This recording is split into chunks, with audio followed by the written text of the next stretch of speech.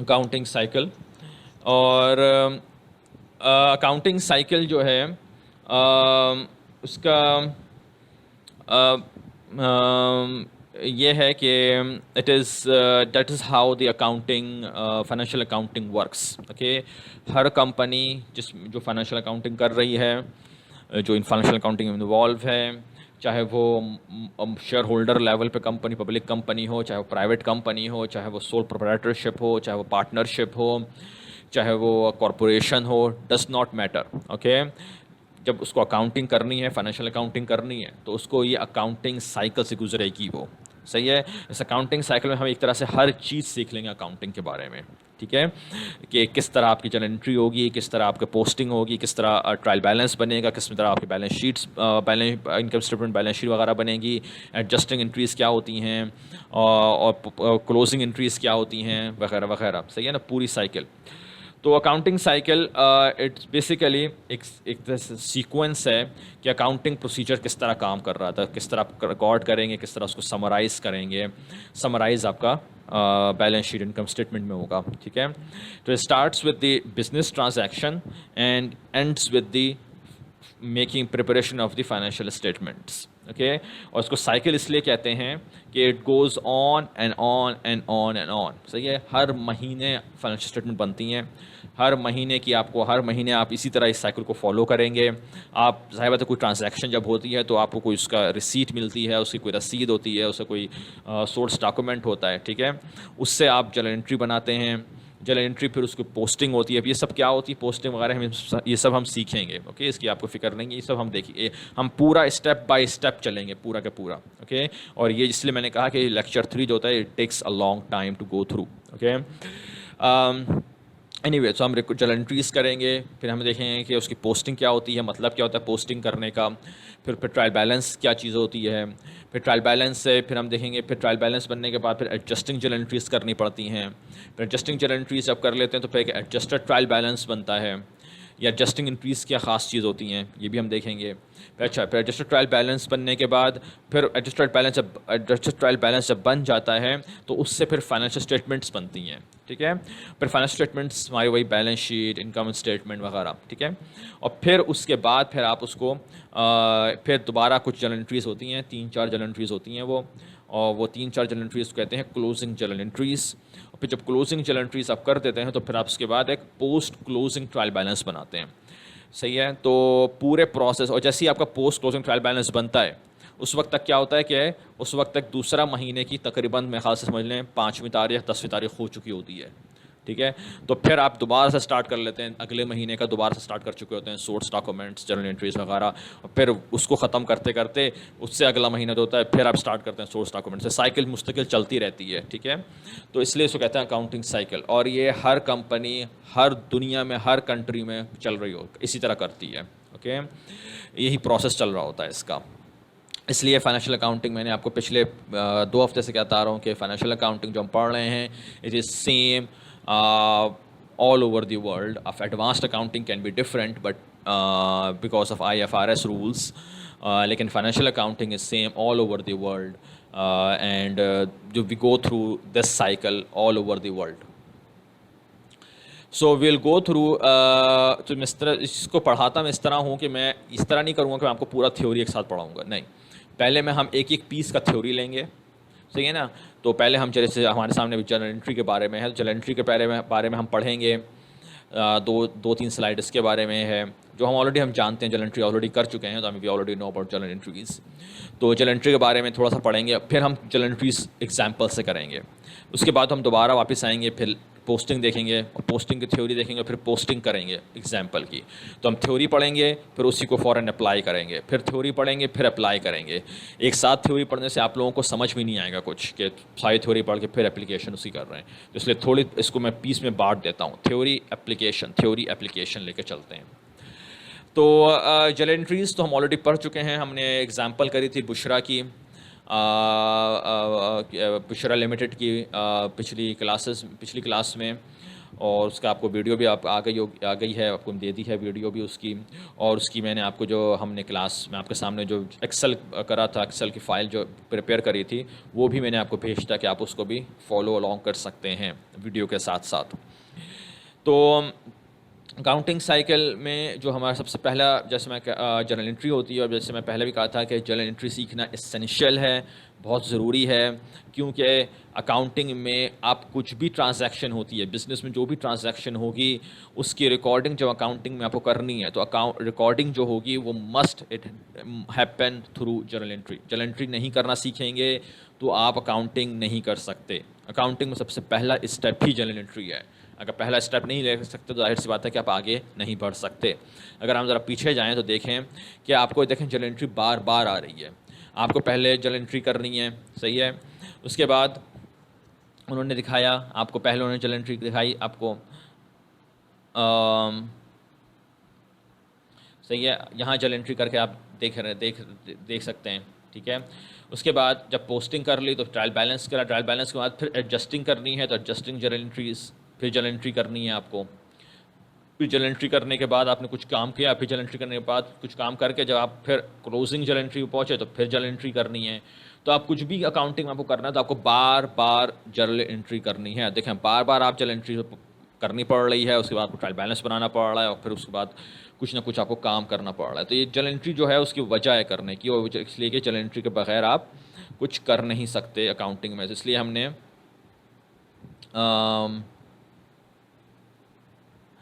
इसीलिए मैंने इसमें करा था इसमें आपको। अच्छा, तो आपको बताया था कि एसेंशियल है जर्नल एंट्री सीखना, तो इसलिए हम जर्नल एंट्री कर चुके हैं। Will just quickly go through it. So anything which happens in business transactions, you record it through a journal entry, and journal entries are posted in a book called general journal जो होता है वो सबसे ज़्यादा common journal entry record करने की जगह है, सही है। ये एक बेसिकली बुक मतलब कि एक समझ लें एक जगह लिस्ट कह लें या एक नोटबुक कह लें, वॉट एवर, सही है। तो एक सबसे ज़्यादा कॉमन जो होता है वो जनरल जर्नल होता है। उसके अलावा कुछ अकाउंट्स की अपनी स्पेशल बुक्स होती हैं, सही है। जैसे वो अकाउंट्स में ज़्यादा जर्नल एंट्रीज होती हैं। फॉर एग्जांपल कैश, अब कैश एक ऐसा कॉमन अकाउंट है कि उससे रिलेटेड ज़्यादा जर्नल एंट्रीज होती हैं। तो उसका एक अगर कंपनी चाहे तो उसका अपना अलग से एक जर्नल एंट्री का बुक बना सकती है। अकाउंट्स रिसीवेबल का अलग से बुक बन सकती है, अकाउंट्स पेएबल की अलग से बुक बन सकती है, ठीक है। उनको वर्ड उसका यूज़ इस्तेमाल करते हैं सब्सिडरी जर्नल, ठीक है। सब्सिडरी जर्नल भी होता है। तो सब्सिडरी जर्नल से क्या होता है कि सब्सिडियरी वो बेसिकली क्या है कि वो accounts receivable, accounts payable, cash वगैरह का एक अलग से जर्नल एंट्री की बुक होती है, जिसमें सिर्फ उसी अकाउंट की journal entry related accounting journal entry होगी, लेकिन उसको टोटल करके आना होता है एक मेन जर्नल एंट्री पर। तो जनरल जर्नल जो होता है वो एक तरह समझ लें एक जनरल टाइप हर तरह की जर्नल एंट्री उसमें लिखी जा सकती है। अगर आप सब्सिडरी जर्नल ना बनाना चाहें, कैश के लिए अलग अलग अकाउंट के लिए अलग अलग जर्नल एंट्री की बुक्स ना बनाना चाहें तो कोई मसला नहीं है। आप एक कॉमन कॉपी भी रख सकते हैं, कॉमन नोटबुक भी रख सकते हैं, कॉमन जर्नल भी रख सकते हैं, वो भी आपके लिए काम कर जाएगा, ठीक है। जर्नल एंट्री जो बनती है उसका फॉर्मेट क्या होता है, उसमें लिखते क्या हैं, ये हम ऑलरेडी पढ़ चुके हैं, we already know about this, कि उसमें पहले डेट लिखी जाएगी, उसमें पहले फिर डेबिट का अकाउंट आता है, फिर क्रेडिट का अकाउंट आता है, फिर उसको इंडेंट करके थोड़ा सा लिखते हैं, right, we already gone through that. फिर ट्रांजैक्शन की नरेशन लिखी जाती है, राइट, उसकी छोटा सा डिस्क्रिप्शन लिखते हैं कि क्यों ये क्या ट्रांजैक्शन हुई थी, ठीक है।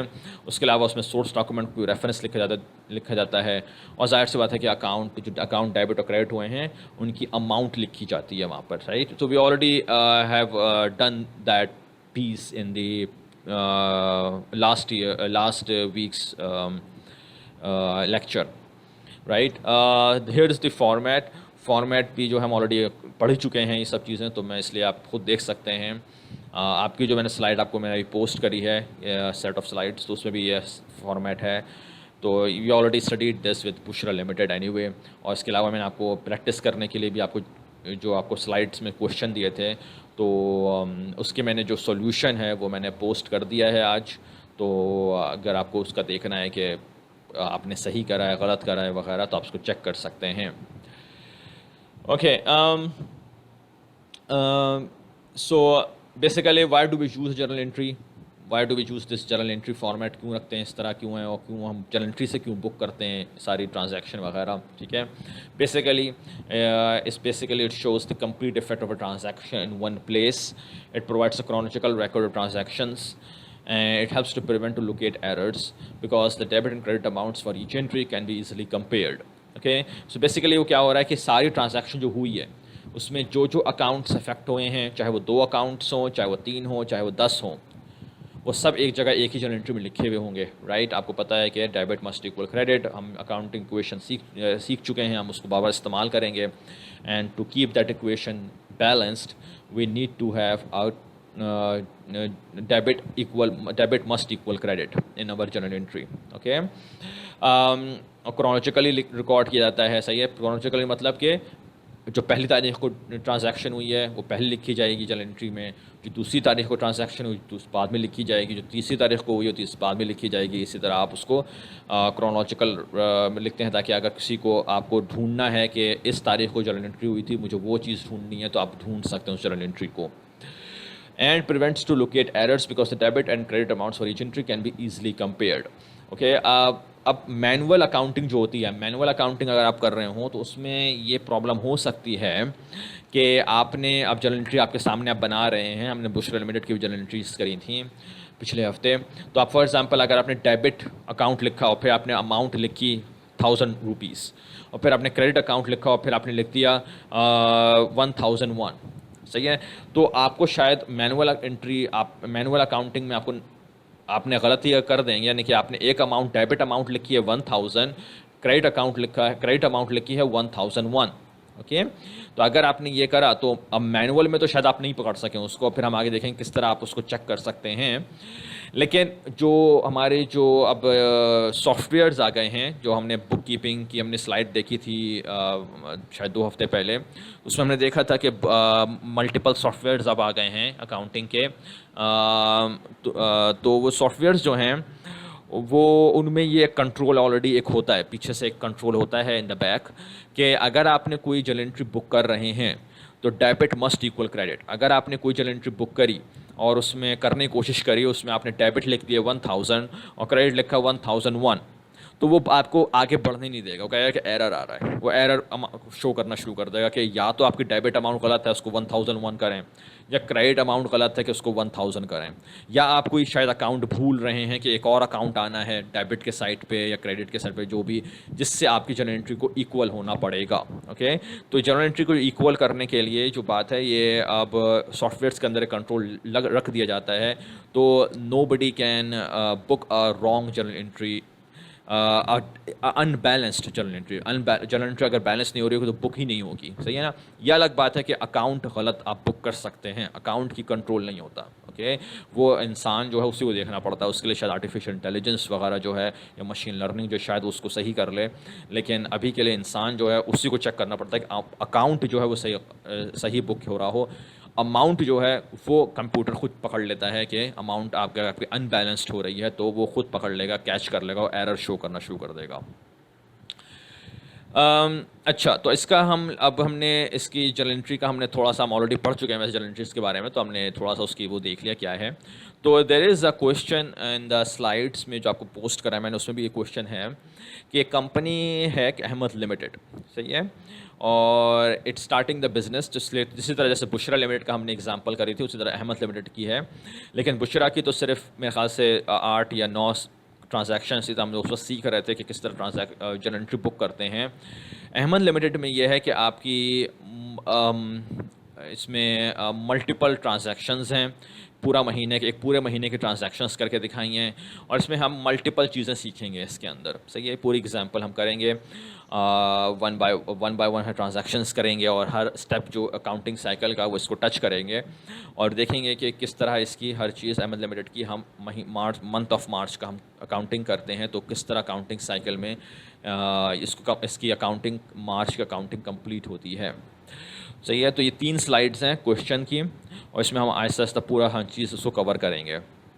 तो इसको हम अब शुरू करेंगे इसकी जर्नल एंट्री करना कि हाँ, जो इसकी यानी कि पहले से इसकी मेरे ख़्याल से कोई मेरे ख़्याल से कोई 12-13 जर्नल एंट्रीज़ हैं। और तो इसको हम कंप्लीट करेंगे कि हाँ किस तरह जर्नल एंट्री इसकी मुकम्मल की जाती है। हमें जर्नल एंट्री करना आती है, सो वी नो डैट, उसी को हम प्रैक्टिस करेंगे। एंड जर्नल एंट्री को ही में से मैंने कहा कि एसेंशियल है लर्न करना, आपको बार बार प्रैक्टिस करनी है जर्नल एंट्री बुक करने की। इसकी मैंने प्रैक्टिस आपको क्वेश्चन भी दिया हुआ है, आपको मैंने और प्रैक्टिस क्वेश्चंस मैंने आपको आज वो भी दिए हैं, वर्ड डॉक्यूमेंट आपको लोगों को भेजी है मैंने। और इसके अलावा मैंने आप लोगों को, जैसे मैंने पिछले हफ्ते कहा था कि मैंने गूगल ड्राइव में आप लोगों को मैंने पोस्ट कर दिया है कुछ किताबें का लिंक, तो वो किताबें भी आप डाउनलोड कर सकते हैं PDF कॉपीज़, और वो भी आप यूज़ कर सकते हैं। You can also use them if you want to learn more accounting, to refine your accounting. And the more you practice, more you learn. That's the thing with accounting. Okay, that's basically same as with any course, with anything we learn. Okay, the more you practice that thing as much as you can, you become more clear about it. The concepts become clearer with you, and you become it becomes helpful to know. And then when exam time will come, you will be faster to go analyze and learn and book the journal entry. Okay, so Ahmad limited की हम कर रहे हैं। Okay, सबसे पहले तो हम यहाँ पर हम पहले वही लिख लेंगे कि हमारे जर्नल एंट्री का फॉर्मेट तो हमें पता ही है। इसका हम यहाँ लिखेंगे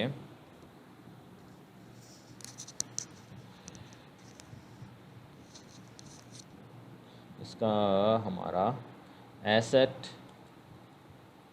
प्लस एक्सपेंसेस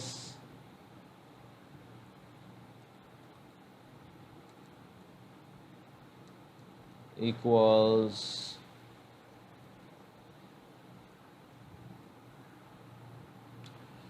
आपको क्या था, liabilities plus owners equity plus revenues. Okay, remember that's our general हमारा इक्वेशन है, राइट? आपको याद होना चाहिए। अब बार बार इसको प्रैक्टिस करेंगे तो याद हो जाएगा आप लोगों को। एंड फिर इसका हमने इसके ऊपर हमने लिखा था डेबिट क्रेडिट, सही है, right? This is debit and this is credit,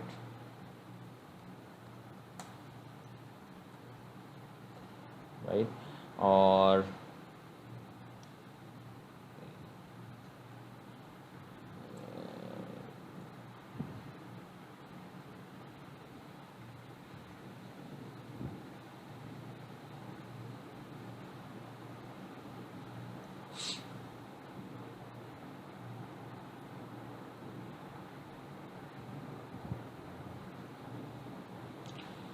okay, so we are doing journal entries for the March. Okay, so this is our general हमको ज़्यादा अभी सब्सिडरी करने की ज़रूरत नहीं है कि सब्सिडरी जर्नल बनाएं, हम एक मेन जर्नल बना लेते हैं।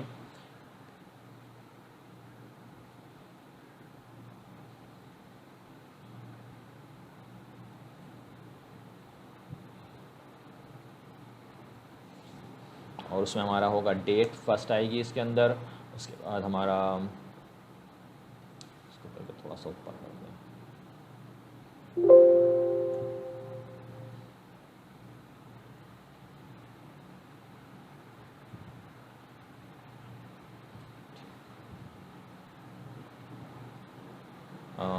then accounts, then source document, then debit, then credit.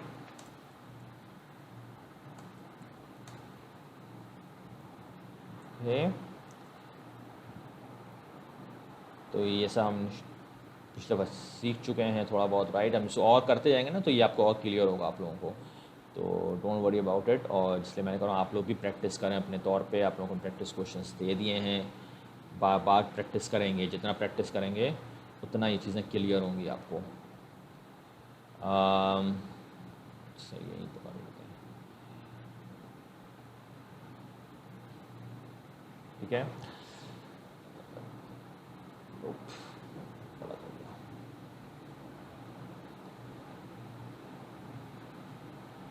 इस तरह का कर देंगे। इस तरह,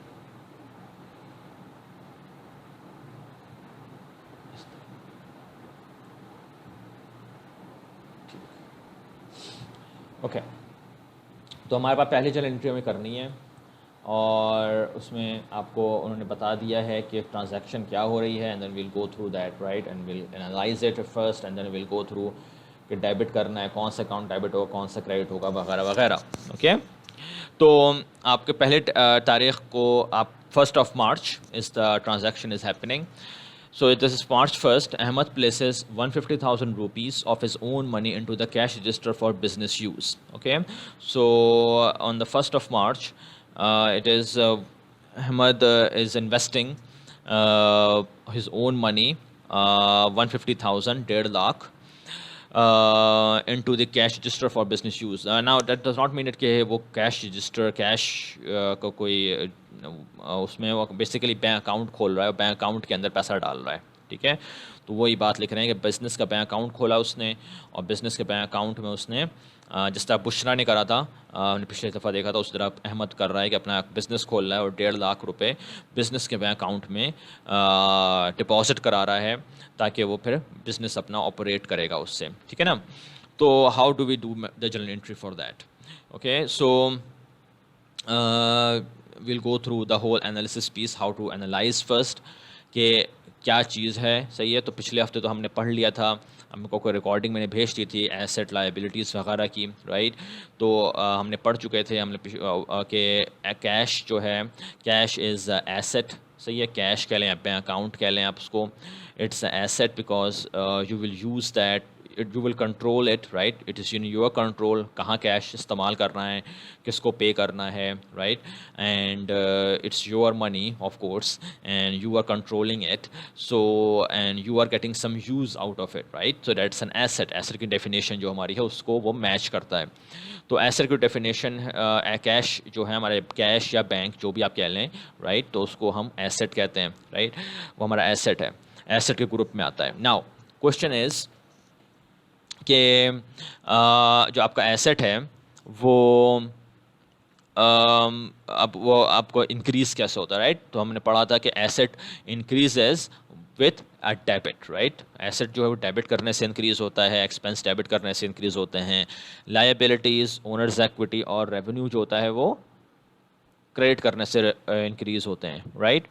तो हमने एसेट, हमारा जो कैश है या बैंक अकाउंट जो है वो जो एसेट है वो इंक्रीज़ हो रहा है, राइट। पहले आपको पैसा, पहले अहमद के पास कोई बैंक अकाउंट नहीं था, right, no bank account, he had no money for business, there was no business, पहले बिजनेस खोल रहा है, राइट।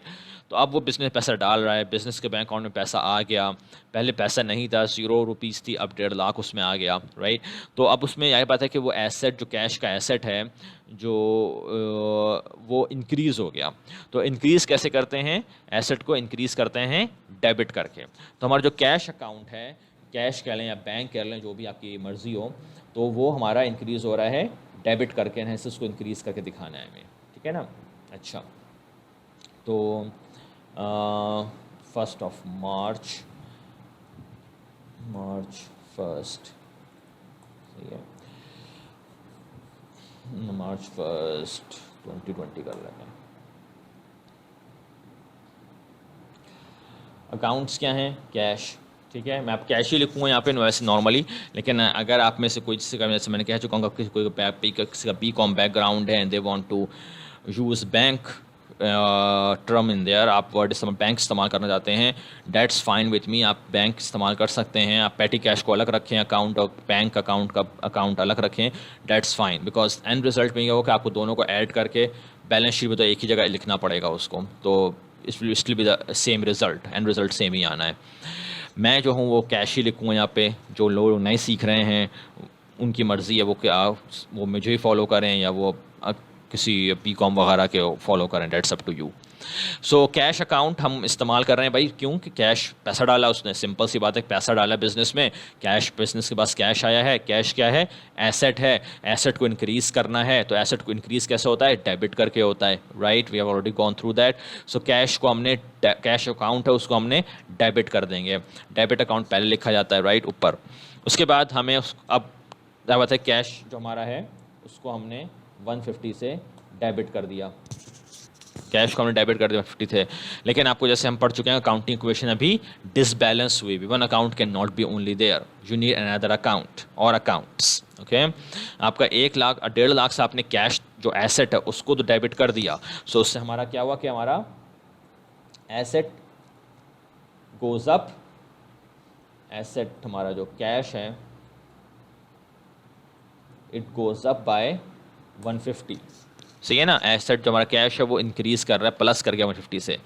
अब हम मसला ये आ रहा है कि जाहिर सी बात है कि एसेट साइड अगर प्लस हो रहा है, डेबिट साइड प्लस हो रहा है, तो आपको उसको बैलेंस करने के लिए तो कोई दूसरा एसेट ड्रॉप करना पड़ेगा, या एक्सपेंसेस ड्रॉप करने पड़ेंगे, या क्रेडिट साइड पर लायबिलिटीज़, ओनर्स इक्विटी और रेवेन्यू जो है उनमें तीनों में से किसी को इंक्रीज करना पड़ेगा, right. Hopefully you have remember that from last week. तो अब यहाँ पे हमें सोचना है कि दूसरे साइड, क्रेडिट साइड पे क्या चीज़ इंक्रीज़ करेंगे, ओके। तो हम इसको बुशरा में हम कर चुके हैं, तो we should already know that कि यहाँ पर क्या होगा, क्योंकि अपना पैसा डाल रहा है, वो कोई से उधार नहीं लिया उसने, राइट। उसने किसी से बैंक से उधार नहीं लिया है, उसने किसी से रिलेटिव से उधार नहीं लिया है वगैरह। तो उधार लेता तो वो लाइबिलिटी होती, क्योंकि उसने उधार नहीं लिया है तो उसकी लाइबिलिटी इंक्रीज़ नहीं हो रही है। सो क्रेडिट, हम लाइबिलिटी को इंक्रीज़ नहीं करेंगे, क्योंकि उसने अभी ऑपरेशन तो स्टार्ट ही नहीं हुआ है। क्योंकि ऑपरेशन स्टार्ट नहीं हुआ है, उसने कुछ कमाई अभी कस्टमर के लिए कुछ करा नहीं है, इसका मतलब है कि उसने रेवेन्यू भी अर्न नहीं करा है।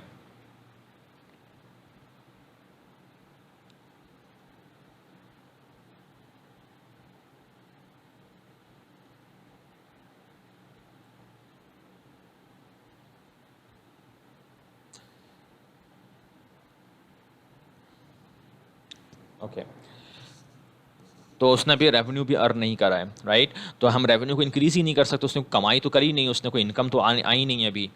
तो उसके बाद बचा क्या, उसके पास सिर्फ और सिर्फ उसके बाद बच रहा है, हमारे पास बचा है owner's equity. And we have already gone through that with Bushra too that. वो क्योंकि अपना अभी बिजनेस स्टार्ट कर रहा है, राइट, बिजनेस के बैंक अकाउंट पैसा डाल रहा है, अभी वो खुद इन्वेस्टमेंट कर रहा है, तो उसका वो अपना कैपिटल है। ओनर जो है अहमद है, उसका अपना कैपिटल वो बिजनेस में आ रहा है।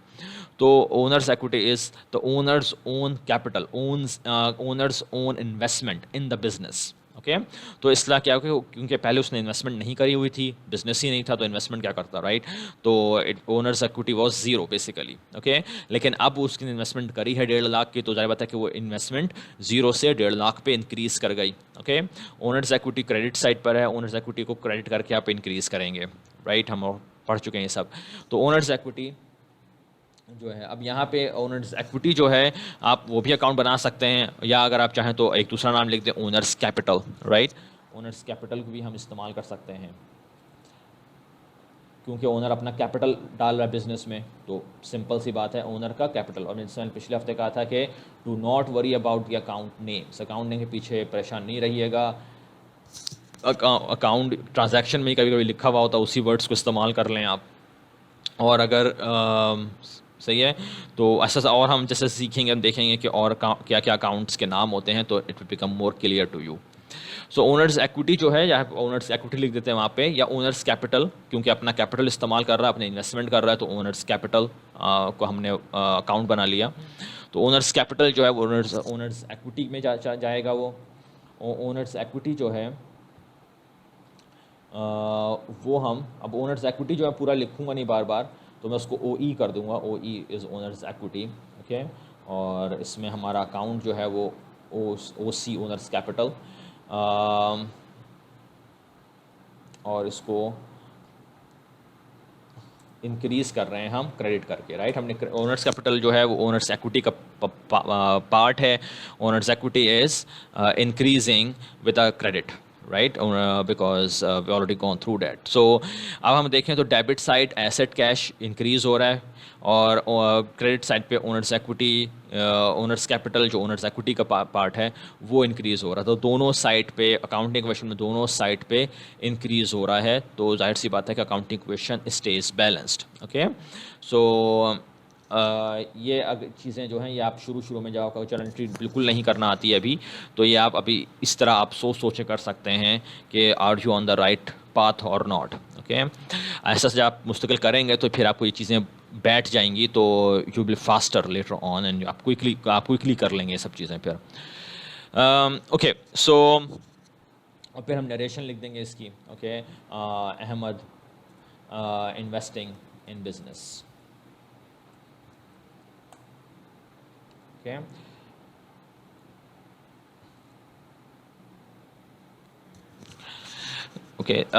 Okay. So hopefully you understood that. अगर आप नहीं भी अभी समझ में आई थोड़ी सी ये सब चीज़ें, तो अभी हम और करेंगे, सब चीज़ें आएंगी, अकाउंटिंग इक्वेशन और जर्नल एंट्री बैलेंसिंग करना और डेबिट क्रेडिट जो होता है, तो इंशाल्लाह अभी और प्रैक्टिस करते जाएंगे तो ये चीज़ें क्लियर होती चली जाएंगी.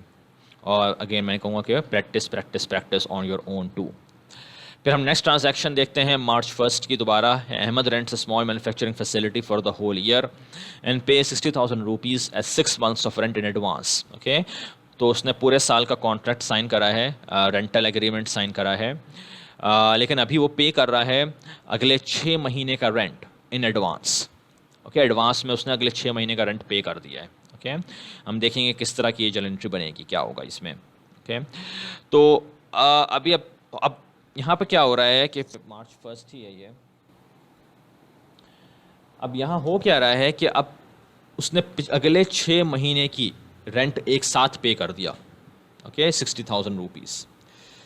अब ये होगा क्या यहाँ पे कि ये आप कहें कि रेंट तो एक तरह से ख़र्चा हुआ हमारा. Okay, it is sort of like अ ख़र्चा, और हम देखेंगे किस तरह उसको हम ख़र्चे में कन्वर्ट करेंगे. लेकिन अभी वो ख़र्चा नहीं है. ख़र्चा मतलब एक्सपेंस. ओके, अभी वो एक्सपेंस में नहीं जाएगा. ओके, बाद में वो जाएगा एक्सपेंस में, लेकिन किस तरह जाता है वो एक्सपेंस, रेंट जो एक्सपेंस किस तरह जाएगा वो बाद में वो हम देखेंगे उसको कैसे कन्वर्ट करते हैं. अभी के लिए जब उसने अभी पेमेंट करी है अगले 6 महीने का रेंट, ओके, अभी उसने मार्च का रेंट इस्तेमाल नहीं करा है. अभी वो मार्च के अभी मार्च की वो जगह जो है मार्च के जो महीना उसमें ऑक्यूपाई नहीं करा उसने. अप्रैल अभी नहीं आया है, मई नहीं आया है, जून जुलाई अगस्त वगैरह. ओके, अभी के लिए पहली को उसने खाली अभी रेंट पे करा है. ओके, तो अभी के लिए आप क्या जर्नल एंट्री करेंगे, तो इसको कहते हैं क्योंकि वो पहले से पे कर रहा है रेंट को, राइट है, तो एक तरह से जो हम कहते हैं ना आपका जो आप इजी लोड आप करवाते हैं तो उसको कहते हैं ना प्रीपेड बैलेंस. सही है, आप प्रीपेड बैलेंस क्या होता है, पहले से बैलेंस कार्ड पे डला हुआ है, आप उसको उतना जितना बैलेंस डाला उतना ही उसको यूज़ करते हैं.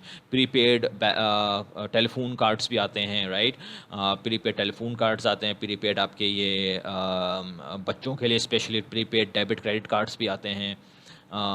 कुछ बैंक शायद पाकिस्तान में देते हो मुझे नहीं पता, लेकिन वेस्टर्न कंट्रीज़ में प्रीपेड बच्चों को शुरू से बैंकिंग वगैरह की आदत डलाने के लिए प्रीपेड डेबिट क्रेडिट कार्ड्स आते हैं, ताकि उसमें बच्चे जो हैं वो जो हैं स्पेशली जो क्रेडिट कार्ड्स होते हैं प्रीपेड क्रेडिट कार्ड, वो उतना ही बैलेंस इस्तेमाल कर सकते हैं जितना उसमें पहले से बैलेंस डाला हुआ है. ओके, सो प्रीपेड मतलब पहले से बैलेंस पे किया हुआ है, प्रीपेड. ओके, जैसे कहा प्रीपेड आपका जो इजी लोड है एक तरह से वो प्रीपेड बैलेंस आपने पहले से बैलेंस पे कर दिया और फिर उसको आप जितना आपने बैलेंस पे करा आप उतना ही इसको यूज़ कर सकते हैं. ओके, तो यहाँ पे क्या हो रहा है कि वो रेंट पे कर रहा है, right. Ahmed rent a small manufacturing facility and pays 60,000 rupees as 6 months of rent. तो वो रेंट पे कर रहा है, तो पहले से उसने अगले 6 महीने का रेंट पहले से पे कर दिया, तो उसको क्या कहेंगे हम, प्रीपेड रेंट. ओके, एक सिंपल सा अकाउंट है. अच्छा, अब अकाउंट का नाम तो हमें समझ में आ गया. अब यहाँ हम उसको करें क्या, क्रेडिट करें, डेबिट करें और क्यों करें. ओके, हमको पहले हम एनालिसिस करें. अब जो हमारा प्रीपेड रेंट जो होता है ना, इट्स एन एसेट. ओके, उसकी वजह क्या है, वो एसेट उसकी करने की इसलिए वजह है क्योंकि आपने उसको देखें पहले से पे कर दिया है. ठीक है, आप उसका फ़ायदा जो है आपको मिलता रहेगा, आप उसको यूज़ करेंगे. अब उस चीज़ को आपने रेंट तो पे कर दिया अगले 6 महीने का, सही है, अब आपने क्योंकि रेंट पे कर दिया तो आप उसको यूज़ करेंगे. आप उसको वो आपकी वो जो फैसिलिटी है, वो जगह जो है वो आपके कंट्रोल में है, सही है ना, उस पर ताला आप ताला लगाएंगे, आप कंट्रोल करेंगे who gets in, who goes out. Okay, it is in your control who comes in, who goes out, because you control that place. Why? Because you paid the rent. Okay. um, तो आपने क्योंकि rent पे कर दिया है तो वो आपका एसेट हो गया है. उसका फ़ायदा आपको, फिर उसका फ़ायदा भी आप उसको लेते रहेंगे उस जगह को, क्योंकि आपने रेंट पे कर दिया अगले 6 महीने का. अब आप उसका फ़ायदा मिलता रहेगा अगले 6 महीने तक, for the next 6 months, when you keep using that place too for your business and to earn money, to earn revenue, to earn income. Okay, so you're using that facility for which you have paid the rent in advance for the next 6 months to earn income for your business. Okay, so that's why it is an asset.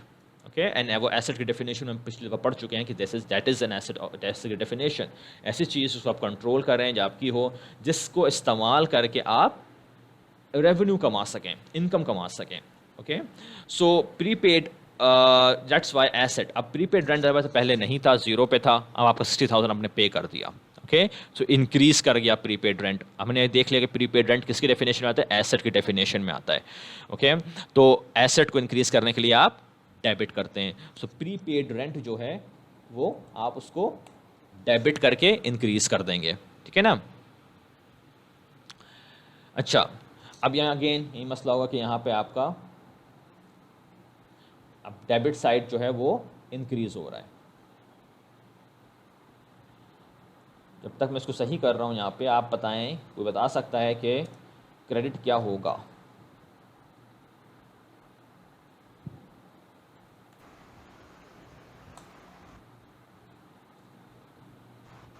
Cash या bank होगा sir.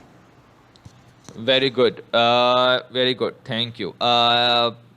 तो yes, cash या bank कर लें, जो भी आपको आपके मर्जी है.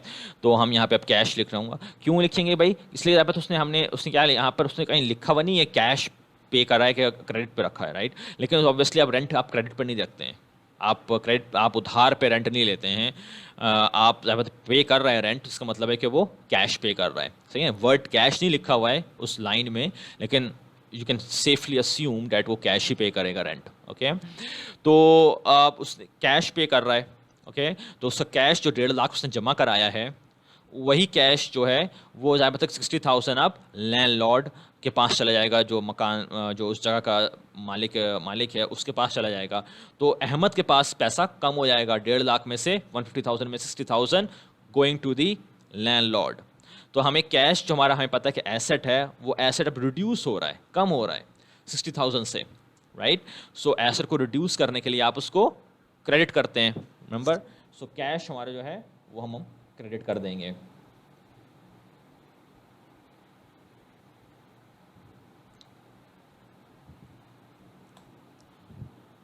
तो हमारी जो इक्वेशन है वो बैलेंस फिर हो गई कि देखें, एक एसेट ऊपर गया, दूसरा एसेट नीचे आ गया. ओके, तो एसेट के साइड पर ही नेट इफेक्ट जो है वो 0 हो गया, right. We have already gone through that last week too. Net effect is 0 because हमने एक 60,000 से एक चीज़ को पे करा, तो एक 60,000 एक चीज़ हमारे पास आई, लेकिन उसी से क्योंकि हमने कैश पे करा तो हमारा कैश कम हो गया. तो एक एसेट ऊपर गया तो दूसरा एसेट नीचे आ गया. तो इक्वेशन डेबिट साइड पर ही हमारा बैलेंसिंग हो गई. तो हमें क्रेडिट पे कुछ नहीं करना है या किसी दूसरे अकाउंट को नहीं छेड़ना है. ठीक है, चलें इसको नरेशन लेके हम इसको क्लोज आउट करते हैं और फिर इंशाल्लाह हम 7:20 होने वाला है या हो चुका है. तो फिर हम ब्रेक ले लेंगे नमाज के लिए. Paid rent for the facility. Okay, so now we have 2nd of March.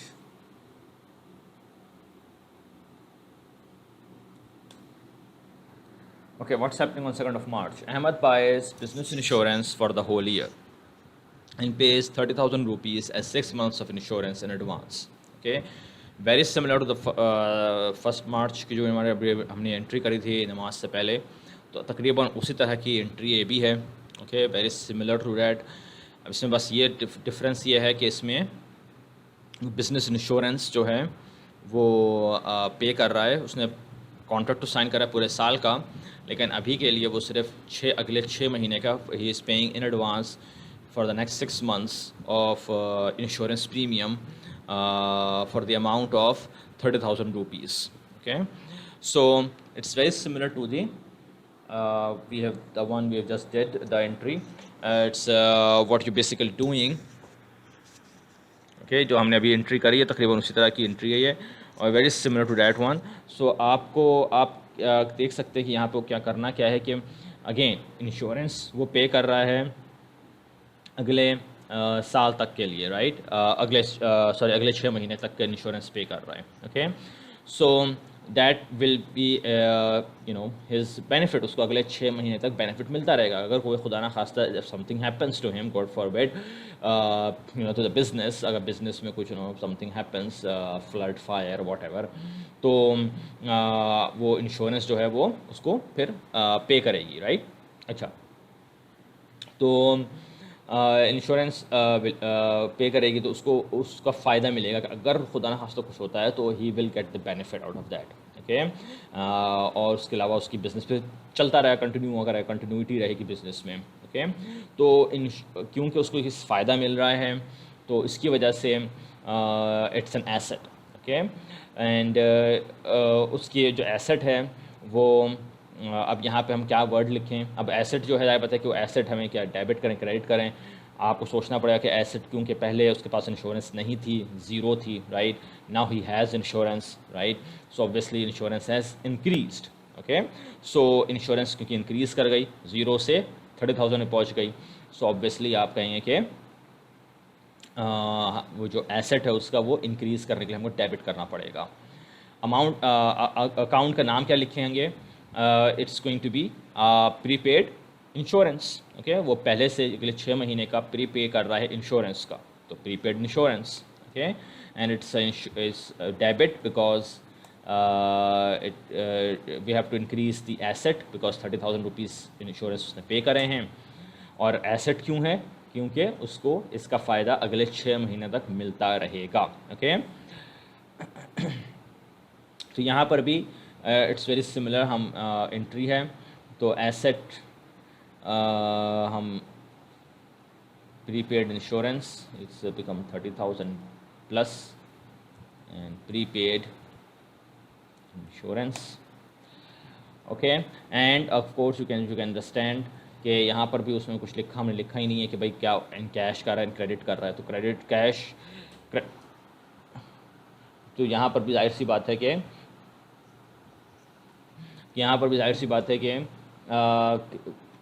Cash भी पे करेंगे. आप ज़्यादा है पहले से अगर पे कर रहे हैं अपना इंश्योरेंस, बिजनेस इंश्योरेंस, तो आप ज़्यादा क्रेडिट पे, उधार पे नहीं करेंगे ऑब्वियसली. तो कॉमन सेंस से आती है कि obviously you are paying cash in that regard there. So cash जो है वो हम पे करेंगे.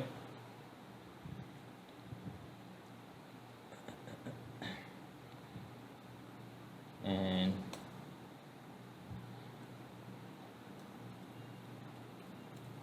paid insurance for business.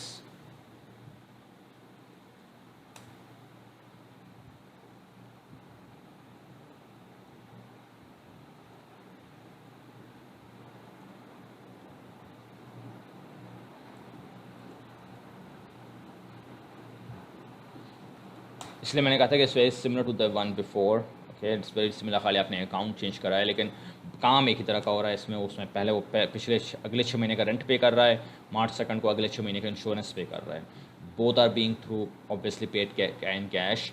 तो इसमें एसेट की बस रीएलोकेशन हो रही है. एक एसेट पहले कैश था, उसके बाद उसने 2 एसेट्स और आ गए लेकिन कैश उस हिसाब से कम हो गया, तो रीएलोकेशन हो गई. ओके, कुछ कैश कम हुआ है लेकिन कुछ दूसरे एसेट्स बढ़ गए उसके हिसाब से. तो अगर देखा जाए तो आप अगर कोई पूछे कि टोटल एसेट्स कितने उसके पास हैं अभी, तो टोटल एसेट की वैल्यू अभी भी 1.5 लाख ही है.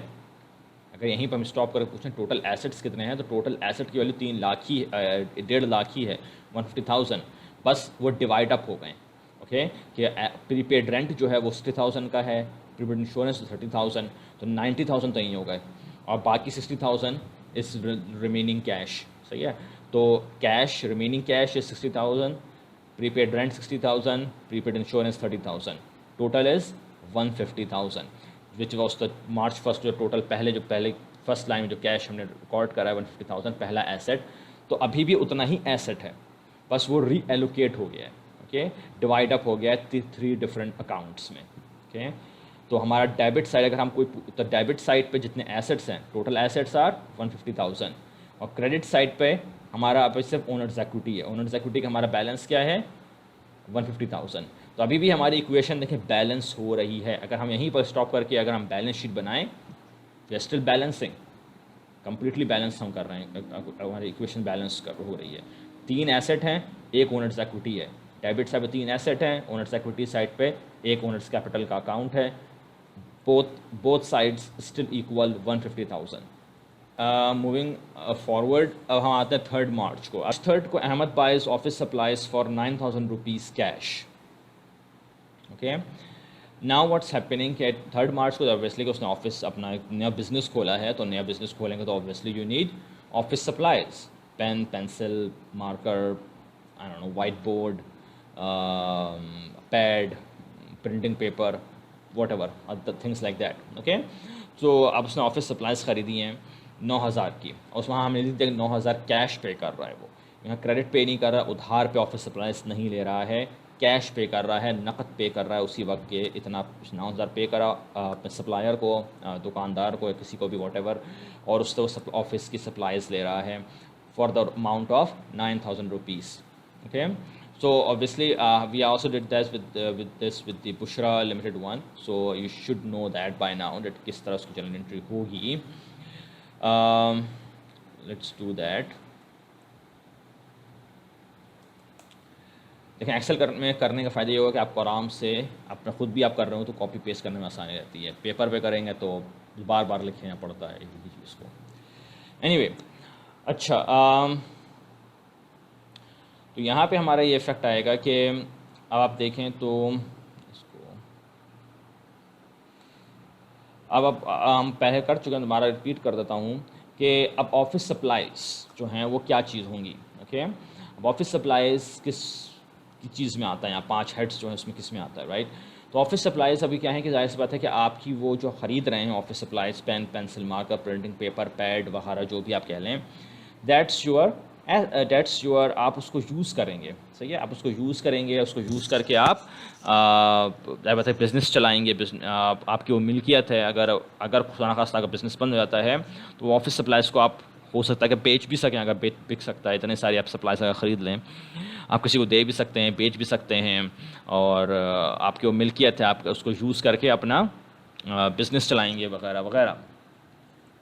और तो that's why it comes under the definition of, it meets the definition of the asset, वो asset का definition meet कर रहा है, okay।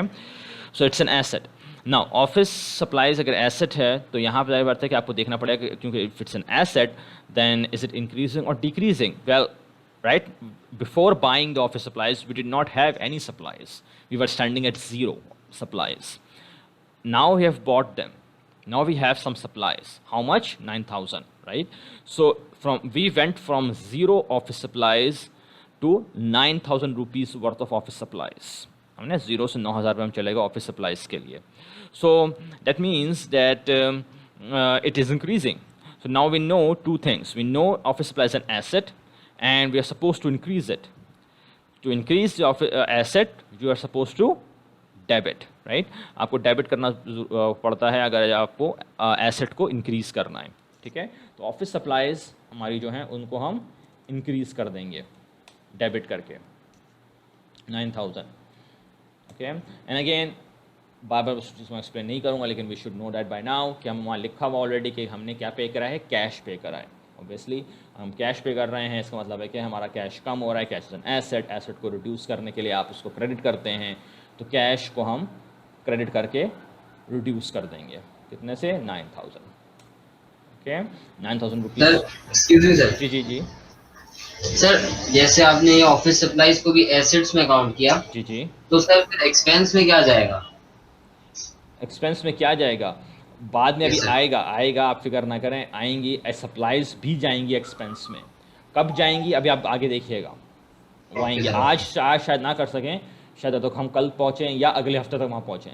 अगले हफ्ते हमारी क्लास तो नहीं होगी, लेकिन मैं आपको रिकॉर्डिंग भेज दूंगा। लेकिन we will see. And office supplies जो हैं जाएंगी एक्सपेंस में, प्रीपेड इंश्योरेंस भी जाएंगे एक्सपेंस में, प्रीपेड रेंट भी जाएगा इंश्योरेंस में, प्रीपेड रेंट भी जाएगा एक्सपेंस में। लेकिन किस तरह जाएगा, we will see that.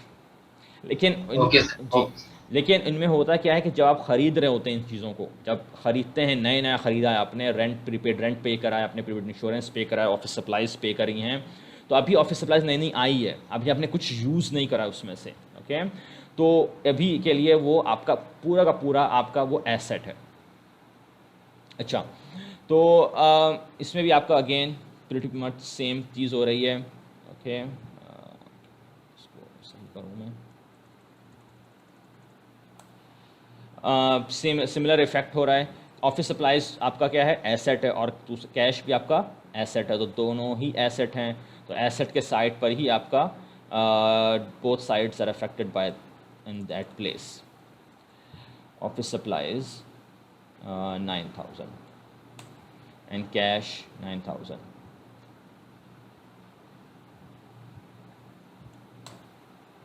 Effect 0। Excuse me sir. जी जी सर ये ऑफिस सप्लायर्स को आप क्या डेबिट कह रहे हैं? जी जी। सर मेरा ख्याल से तो ऐसा नहीं होना चाहिए कि हम्म। कैश और ऑफिस सप्लायर्स ये मतलब एक्सचेंज हो एक दूसरे से, क्योंकि डेबिट तो बेसिकली आप कर रहे हैं ना, अपना एसेट डेबिट कर रहे हैं जो कि कैश है actually, and in return you are getting office suppliers. नहीं नहीं नहीं, देखें आप सोचें, उसने क्या करा, उसने ख़रीदा है ऑफिस सप्लाईज 9,000 कैश पे करके। तो कैश तो आप पे कर रहे हैं, तो कैश तो आपका जा रहा है। तो आपका कैश जो वो एसेट है, हम पहले से ये करते आ रहे हैं, कैश इज़ एन एसेट, क्योंकि हम उससे चीज़ें इस्तेमाल करेंगे, उससे हम ख़रीदेंगे, और वो हम हमारी मिल्कियत है हमारा वो कैश, ऑब्वियसली राइट, हमारी ओनरशिप है वो कैश। और उस कैश को आपका वो क्यों, इस वजह से वो हमारा एसेट है। एसेट की डेफिनेशन यही चीज़ है, एसेट की डेफिनेशन। डेफिनेशन मैं आपको पढ़ा चुका हूँ पिछले हफ्ते, रिकॉर्डिंग भेजिए, तो डेफिनेशन हम बार बार डेफिनेशन में देखें, बार बार उसको कवर करूँगा। तो आपका cash is an asset because it is your ownership, it is your cash, and you are going to use it for your own purposes, अपने मकासद के लिए आप कैश इस्तेमाल करेंगे। तो कैश पर एसेट। अब कैश आप दुकान को पे कर रहे हैं, दुकानदार को पे करके उससे 9,000 के सामान खरीद रहे हैं, तो कैश आपकी जेब में तो कैश कम हो गया ना। आपकी जेब में कैश अगर जितना भी कैश था, 10,000 रुपया कैश था, तो उसमें से 10,000 में से 9,000 तो चला गया, आपके पास जेब में सिर्फ 1,000 कैश रह गया है। तो कैश आपका तो कम हो रहा है, और कैश इज़ एन एसेट, और एसेट को कम करने के लिए आप उसको क्रेडिट करते हैं। तो कैश तो का क्रेडिट इसलिए करना पड़ जाएगा आपको। और ऑफिस सप्लाई, जैसे मैंने बात करी, ऑफिस सप्लाईज को हम क्यों डेबिट कर रहे हैं, कि वो भी हमारा एसेट है, क्योंकि अभी हमने ख़रीदा उसको नया नया। अभी हमारे पास नए मार्कर्स आए हैं, नए पेंसिल, पेन, पैड, पेपर, जो भी प्रिंटिंग पेपर वगैरह भी आया है, सही है। तो वो हम उसको यूज़ करके रेवेन्यू कमाएंगे। एसेट की डेफिनेशन बेसिकली क्या है, कि ऐसी चीज़ जो आपकी चीज़ हो, या इसको आप कंट्रोल करते हो, जिसको इस्तेमाल करके आप रेवेन्यू कमाई करेंगे, इनकम कमाएंगे, ओके। तो देखें, ऑफिस सप्लाईज को आप प्रिंटिंग पेपर को इस्तेमाल करेंगे, उस पर आप अपना इन्वॉइसेस बनाएंगे, बिल्स बनाएंगे, कस्टमर को बिल्स पे करेंगे, बिल्स देंगे तो वो उससे पैसा देगा। आप पैड को इस्तेमाल करेंगे, पेन पेंसिल इस्तेमाल करेंगे, वगैरह वगैरह। तो ऑफिस सप्लाईज आप यूज़ करेंगे बिज़नेस के लिए, तो उससे बिज़नेस उससे कमाई आएगी, रेवेन्यू कमाएंगे, और वो आपका अपना है, right. Office supplies is your ownership, you can do what ever you want. आप चाहें तो उसको सारे को एक जगह जमा करके जला दें सबको, it's up to you, whatever you want to do with office supplies, okay. तो office supplies it's your ownership, और ऑफिस सप्लाईज पहले आपके पास नहीं थी, ज़ीरो पे थी, अब वो 9,000 की हो गई आपके पास ऑफिस सप्लाईज। तो आपका जो ऑफिस सप्लाईज, जो आपकी ओनरशिप है, वो आपका एसेट है। तो एसेट आपको इंक्रीज़ करना है, तो ऑफिस सप्लाईज के लिए डेबिट करके इंक्रीज़ कर देंगे। तो कैश देखें रिड्यूस हो रहा है, कम हो रहा है, यहाँ पर एक एसेट, तो कम करने के लिए आप क्रेडिट कराएं, और ऑफिस सप्लाईज इंक्रीज़ हो रही हैं, तो वो एसेट आपको इंक्रीज़ करने के लिए डेबिट करना पड़ेगा। क्लियर हुई बात? ठीक है, राइट सर। ओके। आपको जहन में वो जो डेफिनेशंस हैं, लाइबिलिटीज़, एसेट, रेवेन्यू वगैरह की, वो बार बार आपको जहन में रखनी पड़ेंगी। मैं बार बार देखें उसी के हर अकाउंट जो है उसको आपको उसी पर टेस्ट करना पड़ेगा, परखना पड़ेगा कि is it asset, is it an expense, is it a liability, is it owners equity, is it revenue. Definition पर ही आपको बार बार देखना पड़ेगा कि किस हेड के अंदर जाएगा उस, और क्योंकि आपको पहले एनालाइज करके यही सोचना पड़ेगा कि किस हेड में जाएगा, पहले तो ये सोचना है, फिर उस हिसाब से देखना पड़ेगा कि ये इंक्रीज़ हो रहा है, डिक्रीज़ हो रहा है, और उसके हिसाब से फिर आपको देखना पड़ेगा कि वो हेड जो है, जो एसेट है, एक्सपेंस, लाइबिलिटी है या ओनर्स इक्विटी, रेवेन्यू है, वो डेबिट या क्रेडिट करने से इंक्रीज़ होता है, डिक्रीज़ होता है, उसके हिसाब से आप डेबिट क्रेडिट करने पहुँचेंगे। ओके, इसलिए आपको पहले वो डेफिनेशंस आपको क्लियर पता होनी चाहिए, याद होनी चाहिए, और वो आपको मैं वीडियो भेज चुका हूँ। आई थिंक वेडनेसडे को मैंने आपको वीडियो भेज दी थी एसेट, लाइबिलिटी वगैरह की डेफिनेशंस की। Okay, moving forward we have next one is March 5th। March 5th को हमारा हो रहा है Ahmad buy 15,000 rupees of machinery paying by cheque and buys furniture for 10,000 rupees on credit from Ammar and sons. Okay, तो हम इसको यहाँ पर दो चीज़ें हो रही हैं 5 मार्च को, हम इसको ब्रेक कर देते हैं और हम अलग अलग करके देखेंगे इसको। तो हम पहले सिर्फ मशीनरी का पीस देखते हैं, सही है। तो Ahmad buys 15,000 rupees of machinery paying by cheque. Okay, और जैसे मैंने कह चुका हूँ पिछली क्लासेस में, दोबारा रिपीट कर दूँ कि चेक हमारे लिए, cheque is same as cash. Okay, आपका बैकग्राउंड अकाउंटिंग का है तो आप शायद समझ लें कि चेक के लिए आप शायद बैंक इस्तेमाल करें, कैश के लिए आप कैश इस्तेमाल करें। दैट्स फाइन विथ मी, मुझे कोई मसला नहीं है, you can do it, but in the class we are following American book as per our course outline and Miggs and Miggs and Hakam Pentner and all those books. Because of that, in American system, basically they just call it cash. Okay, चाहे वो cash आप नकद पे करें cash या आप check पे करें, it is all cash. It is as long as it's company is money, it is cash. Okay, so it's basically it's जिसका जो अकाउंटिंग बैकग्राउंड नहीं होता है उसके लिए आसानी रहती है, उसको 10 चीज़ें सोचने की ज़रूरत नहीं होती है, उसके लिए एक ही अकाउंट है कैश। तो that's why just keep it also simple. आप लोगों का अकाउंटिंग बैकग्राउंड जिसका है हो सकता है कि वो चाहें तो अलग अलग उसको तोड़ दें, बैंक अलग रखें, कैश अलग रखें, that's fine by me, because end result same ही आना है। तो Ahmad buys 15,000 rupees of machinery paying by cheque, so basically he is paying cash. Okay, so ऐसे कि चेक भी जो अकाउंट से कटेगा तो जाहिर सी बात है कि अकाउंट से पैसा निकल जाएगा, कैश चला जाएगा उसके पास अकाउंट से, बिजनेस अकाउंट से।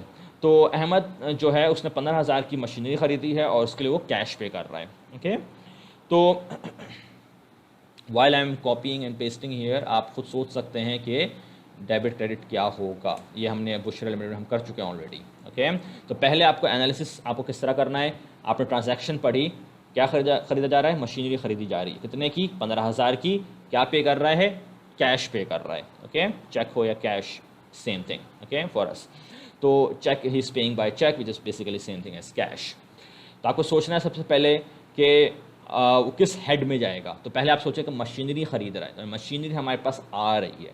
Okay, we are getting some machine, machine से जाहिर सी बात है कि वो कंट्रोल करेगा मशीन को, उस मशीन जो उसकी मिल्कियत है उससे कंट्रोल में है, उसको इस्तेमाल करके कमाई करेगा, रेवेन्यू कमाएगा। सही है, मशीनरी को इस्तेमाल कर कुछ चीज़ें बनाएगा या कुछ चीज़ रिपेयर करेगा, जो भी वॉट एवर जो उसको काम करना है उस मशीन से, और उससे फिर वो रहता है कि कस्टमर का काम करेगा तो कस्टमर उसको पैसा देगा, उससे कमाई होगी उसकी, और वो उसकी मिल्कियत में है, राइट, उसकी ओनरशिप है उस मशीन के ऊपर। तो जाहिर सी बात है कि किसकी डेफिनेशन मीट करता है, definition of the asset, asset definition match कर रहा है ये। इसका मतलब ये है कि मशीनरी जो है वो हमारा एसेट है। ठीक, अब एसेट जो है आपको सोचना है कि डेबिट करें क्रेडिट करें। ओके, तो मशीनरी जो है वो हमारे पास आ रही है, हमारे पास पहले कोई मशीनरी नहीं थी, no machine at all, zero machine, we did not have any machine, now we have some machine. सही है, हमारे पास एक मशीन आ गई, पहले हमारे पास मशीन नहीं थी तो जीरो पे खड़े हुए थे हम मशीन के अकाउंट में, अब हमारे पास मशीन आ गई, 15,000 की मशीन आ गई, तो हम जीरो से 15,000 पे चले गए, यानी कि हम इंक्रीज़ कर गया हमारा मशीन, राइट, मशीन की जो नंबर हम समझ लें जो है वो इंक्रीज़ कर गया 0 to 15,000। We already know it's an asset, we already established that fact, हमने वो फैक्ट हमने समझ लिया कि मशीनरी इज़ अवर एसेट, और हमने देख रहे हैं कि वो इंक्रीज़ कर रहा है। तो एसेट को इंक्रीज़ करने के लिए आपको डेबिट करना है, राइट, तो एसेट को इंक्रीज़ करने डेबिट करना है, तो मशीनरी को हम डेबिट कर देंगे। ओके, अब हमारा एक एसेट डेबिट हो गया, और ये भी आप समझ जाएंगे कि उसमें कैश पे कर रहा है, तो now you already know should know कि हम नेक्स्ट अकाउंट हमारा क्या होगा। सो मशीनरी, ओके, और क्योंकि वो कैश पे कर रहा है तो I it's very straight forward here what he is doing. So cash पे कर रहा है तो हमारा कैश जो है वो एसेट है, एसेट रिड्यूस कर जाएंगे, कैश हमारा रिड्यूस हो रहा है, क्या कैश हमारा 15,000 जा रहा है, और जिससे भी हम सप्लायर से मशीन ख़रीद रहे हैं तो हमारे पास जितना कैश था वो कम हो रहा है, तो कैश हमारा एसेट को कम करने के लिए हम 15,000 कैश को रिड्यूस क्रेडिट कर देंगे। Okay, bought machinery.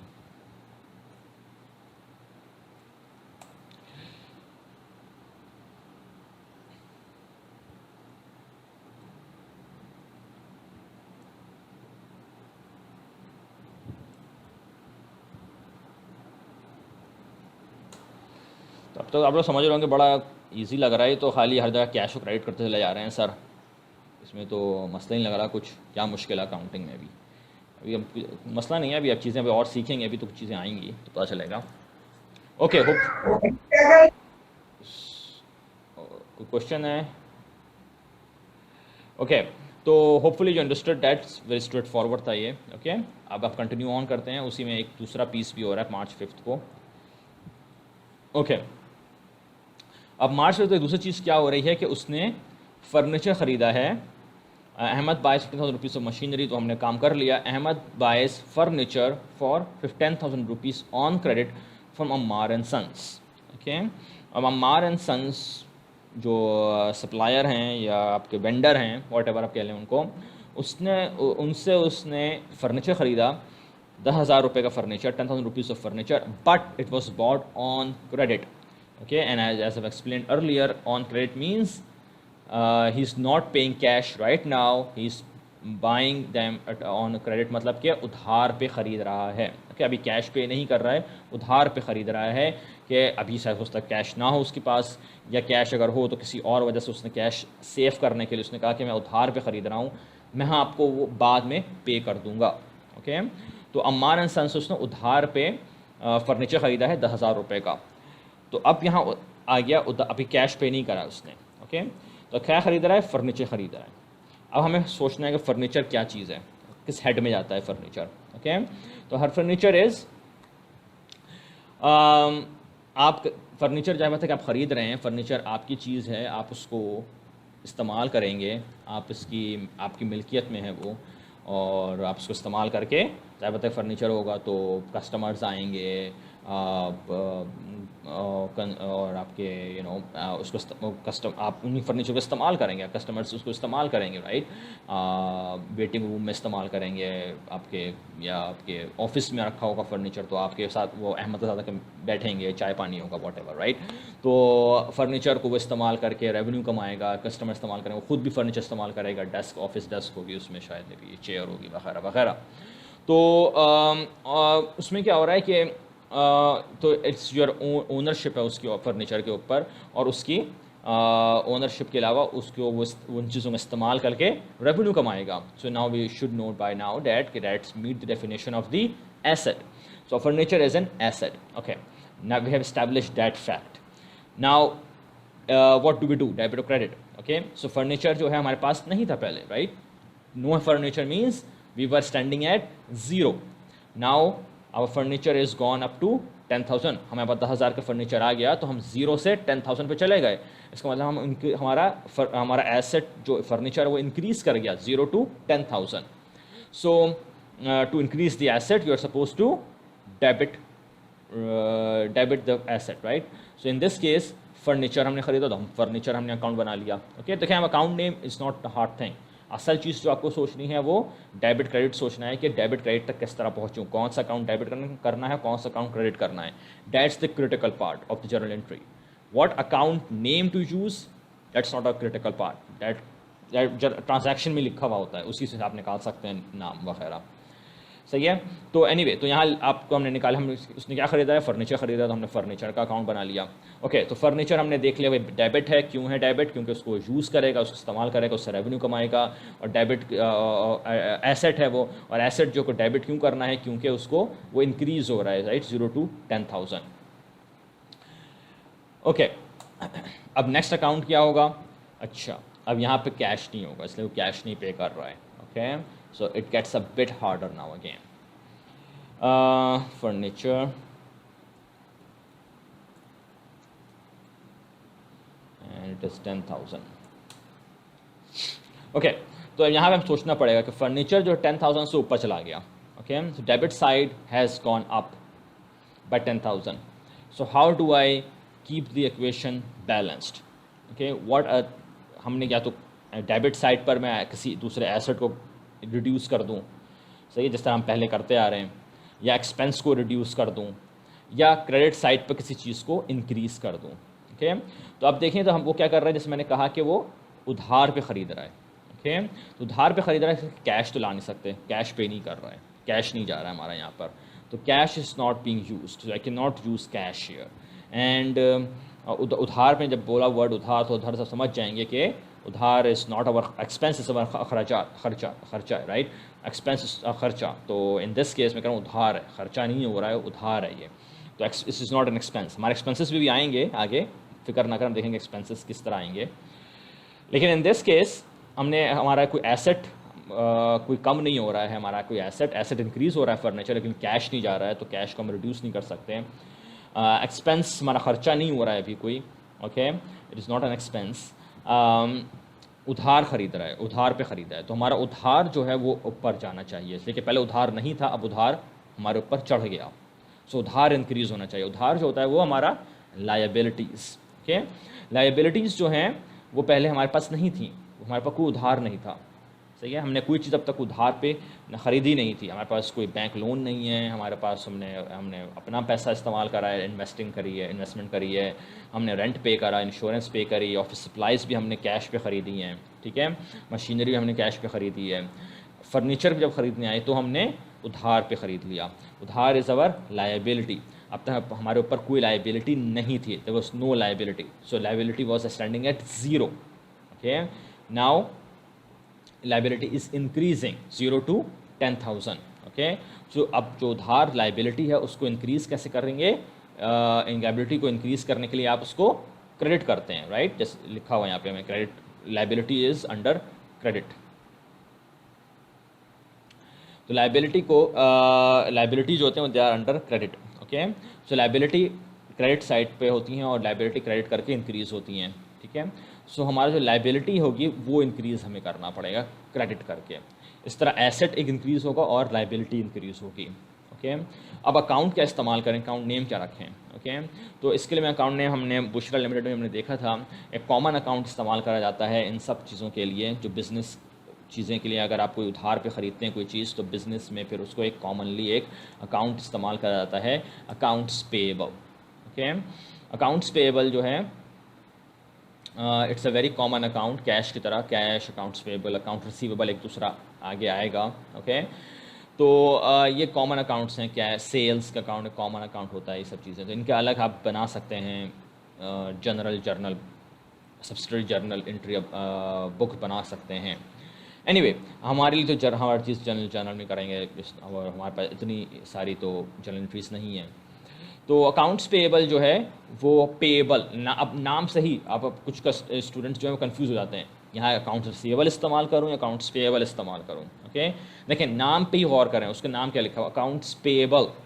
पेएबल मतलब पे करना है मुझे, मेरे ऊपर लायबिलिटी खड़ी हुई ना। पे तो आप उसी चीज़ को करेंगे ना जो आपके पास उधार है, तो उधारी को आप पे करते हैं, सही है।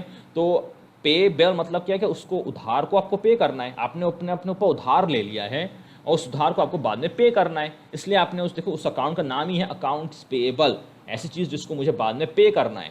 ओके, अच्छा, इसके साथ अक्सर क्या कहा जाता है कि अमार अकाउंट जिससे आपने उधार पे चीज़ ली है उसका नाम आगे लिख दिया जाता है, ताकि हमें क्लियरली पता रहे कि किसको हमें कितना उधार पे करना है, ठीक है।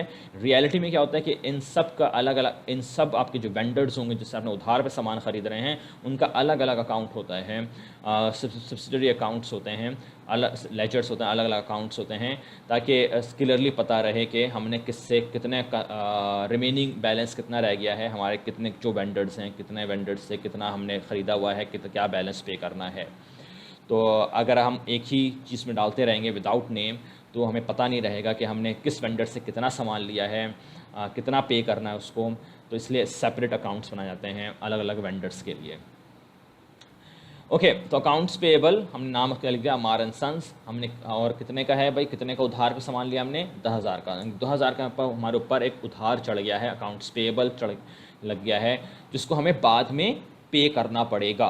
ओके, सो उधार जो है वो लायबिलिटीज़ हैं, AP, इसको AP हम कह देते हैं। ओके, अब बाद में अक्सर मैं आगे AP लिखूँगा तो आप समझ जाइएगा कि AP मतलब क्या है।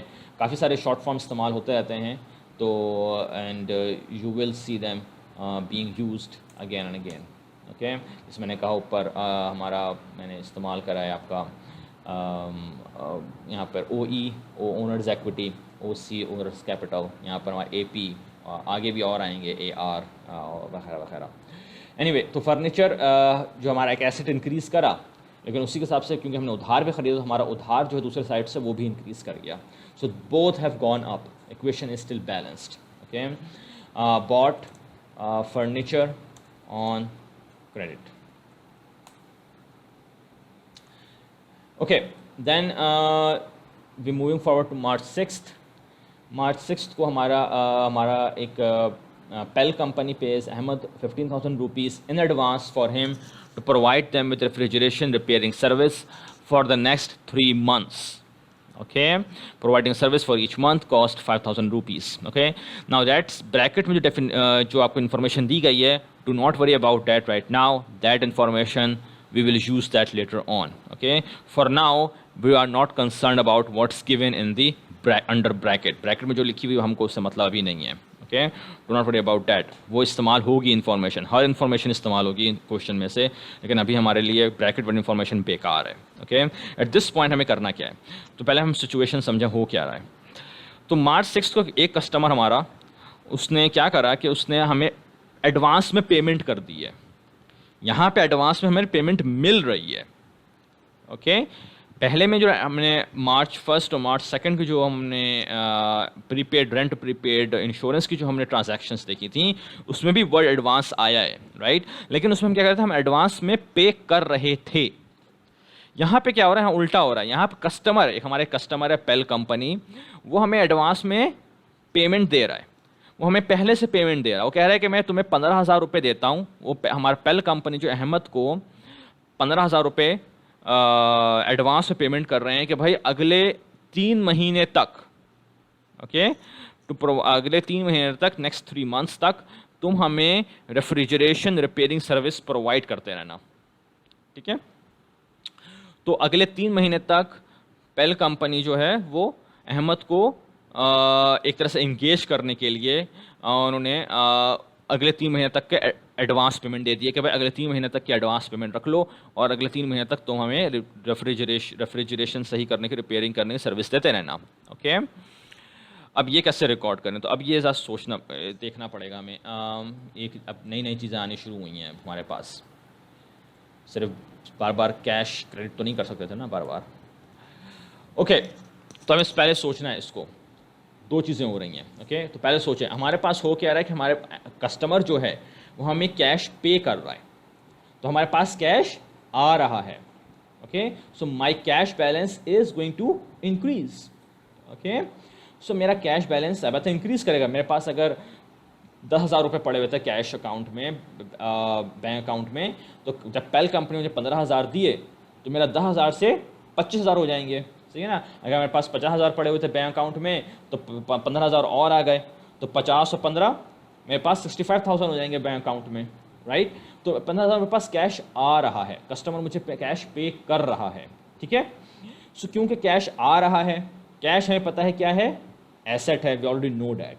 ओके, और एसेट क्योंकि हमारे, जैसे मैं कह रहा हूँ, इंक्रीज हो रहा है। मेरे पास पहले कैश 10,000 था फॉर एग्जाम्पल, तो अब मेरे पास 15,000 आया तो 25,000 कैश हो गया। ओके अगर मेरे पास 40,000 कैश था तो 15,000 आया तो 55,000 55,000 कैश हो गया, right. So cash is increasing, okay cash is my asset to increase करने के लिए मैं डेबिट करूंगा, तो cash going to be debit कर देंगे यहाँ पे कैश, ओके। होपफुली आपको समझ में आया होगा वो चीज़, क्यों कैश मेरे पास आ रहा है, कैश कस्टमर मुझे कैश पे कर रहा है, कैश आ रहा है मेरे पास, तो कैश मेरा एसेट है, तो मेरा कैश यहाँ बता कि मेरा कैश बैलेंस इंक्रीज़ हो रहा है, तो मैं कैश एसेट को इंक्रीज़ करने के लिए मैं उसको डेबिट कर दूंगा, ठीक है। अच्छा अब क्रेडिट क्या करें, ओके अब क्रेडिट हमें ये सोचना पड़ेगा यहाँ पे, और एक नया अकाउंट अब आना होगा, ये सब हम देखेंगे किस तरह ये सब चीज़ें आएंगी। अच्छा तो अब सोचें, अब वो क्यों कस्टमर जो है वो मुझे पहले से पैसा पे कर रहा है, ठीक है, वो कस्टमर पहले से मुझे पैसा पे क्यों कर रहा है कि वो अगले 3 महीने तक मुझे मेरी सर्विस लेना चाहता है, ठीक है। यानी कि अगर मैंने अगले 3 महीने में सर्विस उसको नहीं दी, अगर मैं पैसा लेके फॉर एग्जांपल भाग गया या सर्विस नहीं दी, या मैं सर्विस नहीं देना चाह रहा हूँ, सही है, what ever the case, service नहीं दी मैंने फॉर एग्जांपल, तो ज़ाहिर बात है कस्टमर के पास फुल चॉइस है, या तो पैसा मुझसे वापस मांगेगा कि भाई मैंने तुम्हें पैसा दिए थे कि अगले 3 महीने तक तुम मुझे काम करते रहना, और तुम तो काम ही नहीं कर रहे हो मेरा, सही है, और तुम काम नहीं करो तो पैसा वापस कर दो या मेरा काम करो, सही है ना भाई, या तो मेरा काम करो, और काम अगर तुम्हें नहीं करना है मेरा तो मेरा पैसा वापस कर दो, ठीक है, राइट। कॉमन सेंस वाली चीज़ है कि भाई कस्टमर ने पहले से अगर पैसा दे दिया है और अगर मैं उसको सर्विस नहीं देता हूँ तो या तो मैं उसको पैसा वापस कर दूँ या फिर सर्विस उसके लिए काम करूँ, ठीक है। यानी कि सर्विस देना जो है मेरे लिए क्या हो गया, एक मेरे ऊपर उधार चढ़ गया, राइट, कि अब या तो मुझे अगर मैंने पहले से पैसा किसी कस्टमर से ले लिया, एडवांस में मैंने किसी कस्टमर से पैसा अगर ले लिया, तो अब मेरे पास मेरा जो बिजनेस है मेरे ऊपर एक उधार चढ़ गया कि मुझे या तो कस्टमर को तो सर्विस देनी है उसके बदले, क्योंकि कस्टमर ने पैसा दे दिया है मुझे एडवांस में, तो अब या तो उसके बदले मैं उसको सर्विस दूं बाद में अगले 3 महीने तक, और अगर सर्विस नहीं देता हूं तो उसका पैसा वापस कर दूं, ठीक है ना भाई। तो मेरे ऊपर तो एक तरह से उधार ही चढ़ गया ना कि मुझे अब आगे उसको सर्विस देते रहना है अगले 3 महीने तक, जब तक कि उसने पैसा पे करा है, और अगर नहीं दिया तो या तो मुझे वो सू कर देगा पैसा लेने के लिए, लॉ सूट ले आएगा मुझे, सही है ना, कोर्ट ले जाएगा मुझे घसीट कर कि इसने मेरा पैसा तो ले लिया लेकिन मेरा काम नहीं कर रहा है, ठीक है, पैसा वापस मांगेगा, या फिर मैं उसका काम करूं, तो मेरे लिए ऊपर तो एक जिम्मेदारी बढ़ गई, मेरे ऊपर तो एक रिस्पॉन्सिबिलिटी चढ़ गई कि मेरे लिए उसको अब काम करना है, और काम नहीं करा तो मुझे पैसा वापस कर दूं, ठीक है। तो जो रिस्पॉन्सिबिलिटी बढ़ गई मेरे ऊपर, वो रिस्पॉन्सिबिलिटी मेरे ऊपर आ गई, वो रिस्पॉन्सिबिलिटी जो है वो एक तरह से मेरे ऊपर लायबिलिटी हो गई कि आई ओ माई सर्विस, मेरी सर्विस जो है मुझे ओ करता हूँ किसी को लिए मेरे सर्विस देनी है, ठीक है, कि मुझे वो देनी है सर्विस, मैं एक तरह से समझ लो उधार चढ़ गया है ये कि मैं अब I need to give my service to my customer for the next 3 months, because if I don't I have taken the money. So if I do not give the service, I need to pay back the money. So I have a responsibility now to do the work for my customer for the next 3 months. Okay? So that's called a liability. सही है, यहाँ पे एक liability चढ़ रही है, और इस लाइबिलिटी की जो अकाउंट है उसका नाम होता है, अब तक हमने नहीं सीखा तो मैं आपको बता रहा हूँ, उसको कहते हैं अनअर्न्ड रेवेन्यू। ओके, ये एक लायबिलिटी अकाउंट होता है, और ये रेवेन्यू अकाउंट नहीं है, ये लायबिलिटी अकाउंट है। Unearned revenue is a liability account, it is not an revenue account. अक्सर स्टूडेंट्स जो हैं वो आगे जा कन्फ्यूज कर जाते हैं अपने आप को, और वो इसको रेवेन्यू अकाउंट कहते हैं। It's not a revenue account, जिनका बैकग्राउंड नहीं अकाउंटिंग का, they get confused, that's why I am doing this. Okay, so यहाँ हो क्या रहा है कि यहाँ पे देखें एसेट हमारे पास, क्योंकि कैश आया तो मेरे पास कैश, मेरा कैश बैलेंस बढ़ गया, मेरा एसेट इंक्रीज़ हो गया, तो मैंने अपना एसेट इंक्रीज़ कर दिया। और यहाँ पे क्या हुआ कि दूसरे साइड पर क्रेडिट साइड पर लायबिलिटी इंक्रीज़ हुई है, और लायबिलिटी इंक्रीज़ इसलिए कि अनअर्न्ड रेवेन्यू जो है वो अकाउंट जो है वो इंक्रीज़ करना है हमें। It's not a revenue account. Okay, अब रेवेन्यू अकाउंट भी आपका क्रेडिट साइड पर है, सही है, और अनअर्न्ड रेवेन्यू जो लाइबिलिटी है वो भी क्रेडिट साइड पर है, तो दोनों ही इंक्रीज होता है क्रेडिट करने से, सही है। और अकाउंटिंग में ये गलती हो सकती है यहाँ पर, ओके। अकाउंटेंट्स जो हैं वो गलती कर जाते हैं कहीं कहीं पर, और इसी चीज़ को पकड़ने के लिए फिर आप ऑडिटिंग करवाते हैं, ऑडिटर जो होता है उसको आकर पकड़ता है, चेक करता है, ठीक है। तो यहाँ पे देखें आपको जर्नल एंट्री जो होगी, अगर आप उसको कैश बुक करते और आप रेवेन्यू बुक कर देते कि मेरी इनकम हो गई, तो आपकी जर्नल एंट्री गलत हो जाती। डेबिट क्रेडिट सही होता लेकिन जर्नल एंट्री गलत हो जाती, ओके। बैलेंस भी हो जाती और आपका जो है वो जो जिस चीज़ को अकाउंट को डेबिट करना आपने सही करा, लेकिन जिस चीज़ अकाउंट को क्रेडिट करना है वो आपका गलत हो जाता, इवन दो कि आपकी अकाउंटिंग इक्वेशन सही रहती। अगर आप रेवेन्यू, रिपीट कर रहा हूँ, अगर आप यहाँ पर रेवेन्यू अकाउंट को क्रेडिट करेंगे तो डेबिट इक्वल क्रेडिट तो हो जाएगा। डेबिट पे एसेट इंक्रीज कर रहे हैं, क्रेडिट साइड पर रेवेन्यू आप क्रेडिट करके इंक्रीज कर देंगे, तो अकाउंटिंग इक्वेशन बैलेंस हो जाएगी, डेबिट इक्वल क्रेडिट हो जाएगा, लेकिन आपकी जर्नल एंट्री गलत हो जाएगी। इसलिए कि unearned revenue it is not a revenue account, it is a liability account. और क्यों है कि रेवेन्यू और फ़र्क क्या होता है यहाँ पर, बैक टू डेफिनेशंस। रेवेन्यू आपकी इनकम है, आपकी कमाई, जो आप काम कर चुके हैं कस्टमर के लिए, सही है। जब आप काम कर चुके थे कस्टमर के लिए तो आपका हक हो गया कि आपकी कमाई आपके हक में, आप हकदार हो गए उस कमाई के लिए। अब वो कमाई आपकी जो है, वो इनकम जो है, वो चाहे उसी वक्त मिल जाए आपको, या आपको 10 दिन बाद मिले, या 1 महीने बाद मिले, लेकिन आप हकदार हैं उस कमाई के, क्योंकि you have done the work. लेकिन अभी क्या हो रहा है कि देखें, कस्टमर हमें पहले से एडवांस पेमेंट करी है, हमने अभी काम नहीं करा है कस्टमर का, और when you have not done the work for the customer, you still have the responsibility to do the work for the customer, then you have not earned, आपने अभी हकदार नहीं हुए हैं इनकम हासिल करने के, तो वो इनकम नहीं है आपकी, वो रेवेन्यू नहीं कहलाएगा, अभी वो अनअर्नड है, अभी आप हकदार नहीं हुए, अभी आपने अर्निंग नहीं करी है, वो लायबिलिटी है, वो आपके ऊपर उधार, रिस्पॉन्सिबिलिटी हो गई है, आपके ऊपर उधार चढ़ गया है कि आपने पैसा तो ले लिया कस्टमर से, लेकिन आपने अभी उसको सर्विस नहीं दी है, वो आपको सर्विस आपको बाद में देनी पड़ेगी अगले 3 महीने तक उसको। तो ये जो इसलिए क्योंकि सर्विस देनी पड़ेगी, इसलिए लायबिलिटी जो आपके ऊपर चढ़ी है। तो अनअर्न्ड रेवेन्यू, क्योंकि नाम में तो उसके रेवेन्यू है, but is not a revenue account, it is a liability account, okay. इसकी एडजस्टमेंट हम बाद में करेंगे, देखेंगे कि इसमें से ये जो लायबिलिटी है, जब वो कमा लेगा, जब काम कर देगा, तो फिर हम उसमें से कमाई कैसे निकालेंगे उसमें से, ओके, कैसे एडजस्ट करेंगे ये सब चीज़ें, ओके। इसलिए एडजस्टिंग इंक्रीज, जो मैंने साइकिल में कहा था ना, एडजस्टिंग इंक्रीज करते हैं, तो एडजस्टिंग इंक्रीज इन सब का एडजस्टमेंट कर रहे होते हैं। तो ये सब हम करेंगे एडजस्टमेंट्स इंशाल्लाह अगले साल अगले हफ्ते करेंगे, या हो सकता है मे भी हम कल तक पहुँच जाएँ वहाँ तक, will see what happens, okay. Anyway, तो यहाँ पर आप देखें तो एक एसेट इंक्रीज़ हो रहा है, एक लायबिलिटी इंक्रीज़ हो रही है, ओके। इस बात पर ख्याल रखना पड़ेगा, नाम से यहाँ पर कंफ्यूज नहीं होइएगा कि unearned revenue is a revenue account, no, unearned revenue is not a revenue account, unearned revenue is a liability account, you are, सही है।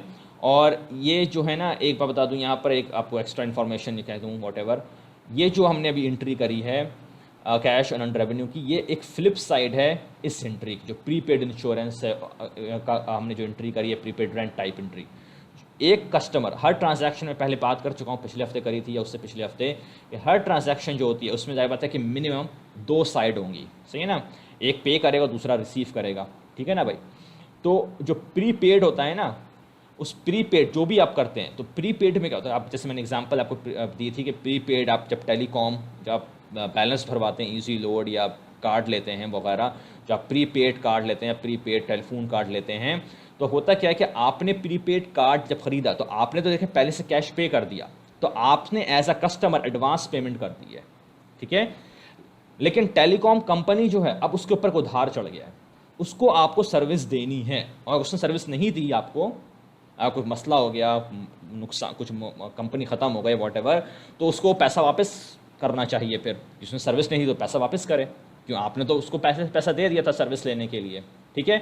तो हुआ क्या रहा है कि जब आप हैं एज एन इंडिविजुअल, अगर आप जर्नल एंट्री करना चाहें, अपनी घरेलू जर्नल एंट्री करना चाहें, आप कर सकते हैं वैसे, तो आप करेंगे prepaid balance, prepaid telephone balance, सही है, आप करेंगे प्रीपेड टेलीफोन बैलेंस की आप एंट्री करेंगे।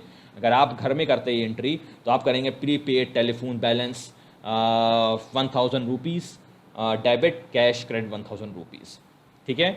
जो टेलीकॉम कंपनी है ना वो उसके वो करेगी ये वाली एंट्री जो नीचे वाली हमने अभी करी है, वो करेगी कि कस्टमर ने पैसा दे दिया 1000, लेकिन मैंने टेलीकॉम कंपनी कहेगी कि मैंने सर्विस नहीं दी है अभी तक, मैं सर्विस अभी उसको अगले महीने तक दूंगी। ओके, तो टेलीकॉम कंपनी फिर एंट्री करेगी अपनी बुक्स में cash debit 1000, unearned revenue 1000 credit. Okay, तो एक ही ट्रांजैक्शन के ये दो फ्लिप साइड हैं, दो साइड। जब आप एडवांस में पेमेंट करते हैं कस्टमर तो आप प्रीपेड वाली एंट्री करेंगे, और जो दूसरी साइड वाला है बंदा वो अनअर्न्ड रेवेन्यू वाली एंट्री करता है। ओके, इसी तरह जब आप फ़्लाइट के ख़रीदते हैं, फ़्लाइट के आप टिकट ख़रीदते हैं, राइट, तो आप क्या करते हैं अक्सर, आप जब कहीं आपको जाना होता है, अगर आपको फॉर एग्जांपल लाहौर जाना है तो आप सोचेंगे कि भाई मैं अगले महीने लाहौर जाऊंगा, तो आप क्या करेंगे कि आप जाहिर बात है कि टिकट मोस्ट लाइकली आप टिकट अभी ख़रीदेंगे, सही है ना, या 2 हफ्ते पहले से टिकट ख़रीदेंगे, हफ्ता भर पहले से कम टिकट ख़रीदेंगे मोस्ट लाइकली, राइट। आप सस्ता पड़ेगा, पहले टिकट ख़रीदते हैं तो सस्ता पड़ता है ऑब्वियसली। तो आप पहले से टिकट ख़रीदते हैं तो क्या होता है, जब तक आपको सर्विस नहीं दी जा रही है, तो जब आप टिकट खरीदते हैं तो आप तो उसी वक्त पैसा पे कर देते हैं, राइट। तो आपने देखिए कैश पे कर दिया एज अ कस्टमर, लेकिन जो एयरलाइन कंपनी है, PIA, शाहीन, वॉटेवर, जो एयरलाइन कंपनी है उसने आपसे पैसा ले लिया लेकिन आपको सर्विस नहीं दी है अभी उसने, तो उसके ऊपर एक लाइबिलिटी खड़ी हो गई है कि अब उसकी वो जब तक आपको सर्विस नहीं देगी उसके लिए वो अनअर्न्ड रेवेन्यू है। जब वो सर्विस दे देगी तो फिर वो अनअर्न्ड रेवेन्यू से रेवेन्यू कमा लेगी। ओके, वो कैसे एडजस्टमेंट होती है वो हम बाद में देखेंगे, लेकिन आपको एग्जांपल करके समझा रहा हूँ। आप में एक डेली हमारे जो रोज़मर्रा की हम एक तरह से कह लें नॉर्मल इंडिविजुअल लेवल पे कि आप शायद ना देखें इस चीज़ को अनअर्न्ड रेवेन्यू के अकाउंट जो एंट्री को, लेकिन आप समझें कि आप किस तरह ये अनअर्न्ड रेवेन्यू अकाउंट आप जो ट्रांजैक्शंस कर रहे होते हैं, किन ट्रांजैक्शंस को में आप इन्वॉल्व होते हैं, किस तरह दूसरे साइड पर आपका मालिक मकान हो सकता है, कि हो सकता है आप भी रेंट पे कर रहे हो एडवांस में, सही है, तो मालिक मकान हो, इंश्योरेंस कंपनी हो, आपकी एयरलाइन कंपनी हो सकती है, आपकी जैसे मैंने कहा टेलीकॉम कंपनी हो सकती हैं। ये सब कंपनीज जो हैं आपको जब सर्विस आप जब पहले से पैसा कैश पे करते हैं तो वो एडवांस में पैसा कैश पे करते हैं, तो आप प्रीपेड एंट्री करेंगे अपने पास। लेकिन जो दूसरे साइड पर कंपनी है, telecom company, airline company, landlord, rental company, सही है, जो भी है, वो जो है वो करेगी अनअर्न्ड रेवेन्यू की entry. Okay, so it's a very common thing. Okay, तो यहाँ पे हम करेंगे well paid in advance for services, सही है, थोड़ा सा कुछ भी आप लिखते हैं वो तो doesn't matter. Okay, so hopefully you understood that, and किस तरह एडजस्टमेंट होती है वगैरह वो तो हम आगे देखेंगे किस तरह एडजस्टमेंट होती है। अभी तो हम खाली इनिशियल एंट्रीज कर रहे हैं, जैसे जैसे ट्रांजैक्शन हो रही है हम उस तरह इसकी एंट्रीज कर रहे हैं। ओके, जैसे मैंने कहा कि ब्रैकेट वाली जो चीज़ है, don't worry about it, bracket वाली चीज़ हम बाद में देखेंगे, we will use that information later on. Okay, continuing onwards, 15 March की डिटेल आती है। 15 मार्च को there is transaction happening. Ahmed gets a bank loan for the amount of 50,000 rupees payable in 1 year with an annual interest rate of 12%। Now यहाँ पर कुछ extra information आपको दी गई है, इंटरेस्ट रेट और 1 ईयर का टाइम लिमिट वगैरह वगैरह। Do not worry about that, we will not use that information right now, but we will use that information later on, we will see how. For now हमारा जो मकसद है, हमारे लिए जो भी काम करना है, हमारे लिए सिर्फ जो इन्फॉर्मेशन है वो से है Ahmed gets a bank loan for the amount 50,000 rupees, सही है। हो सकता है उसको कोई कैश कमी हो गई, कोई मसला हो गया, उसने कहा कि उसने जाके बैंक से लोन ले लिया है, 50,000 का लोन लिया है। ओके, तो हमें एंट्री करनी है, अभी लोन की एंट्री करनी है कि भाई लोन जो लिया है उसकी एंट्री कैसे की जाएगी।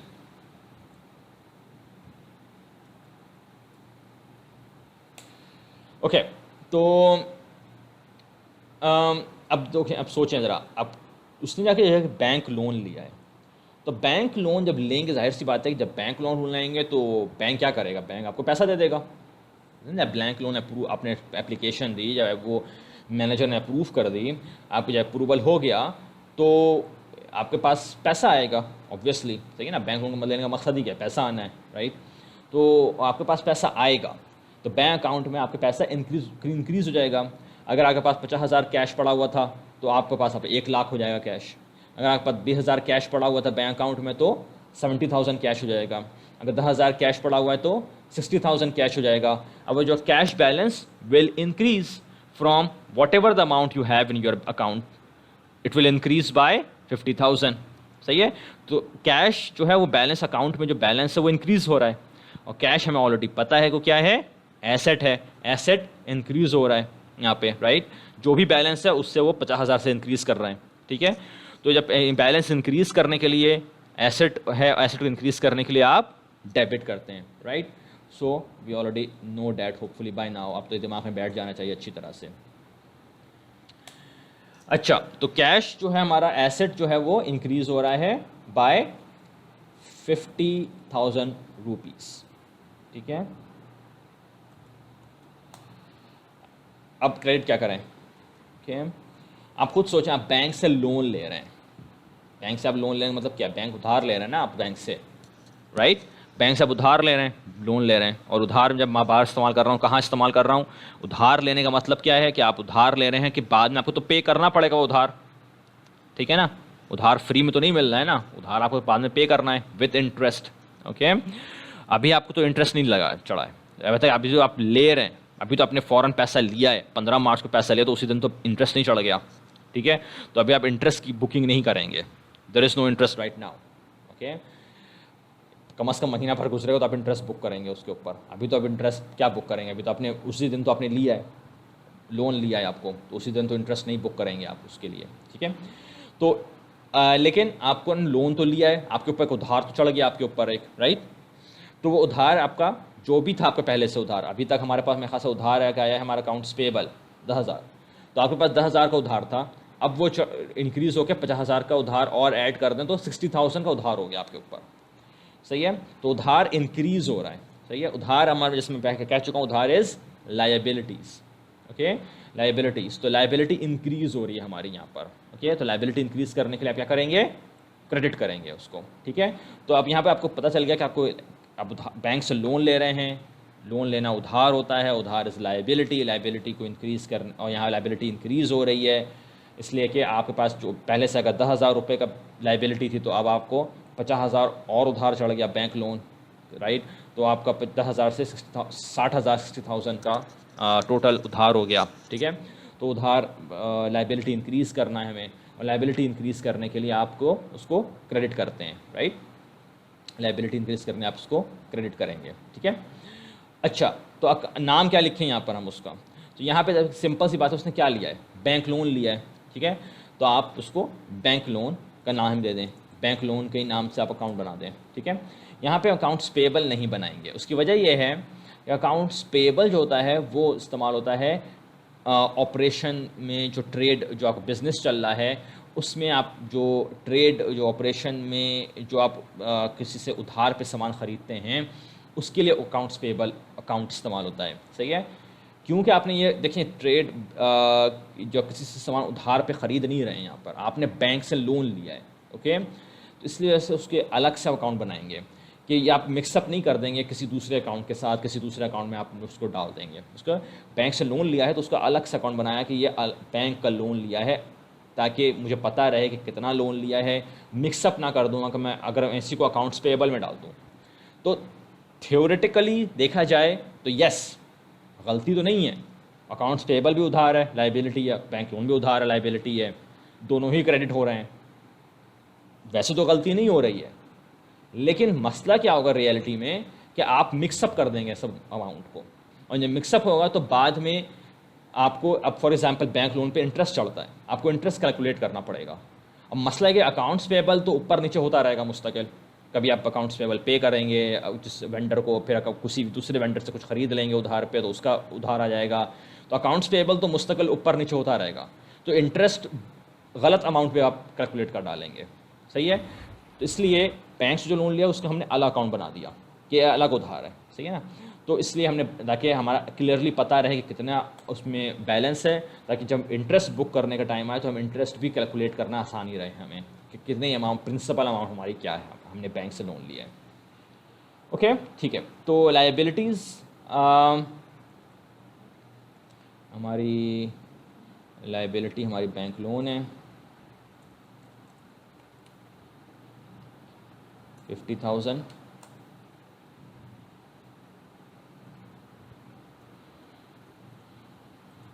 okay. So again our accounting equation remains balanced and asset goes up by because of cash, and liabilities because of the bank loan goes up. So both sides are going increasing, asset going up and credit liability is going up, okay. So equation stays balanced. Cash, bank loan, I don't know, gets the bank loan, get a bank loan, something, I don't know. Okay,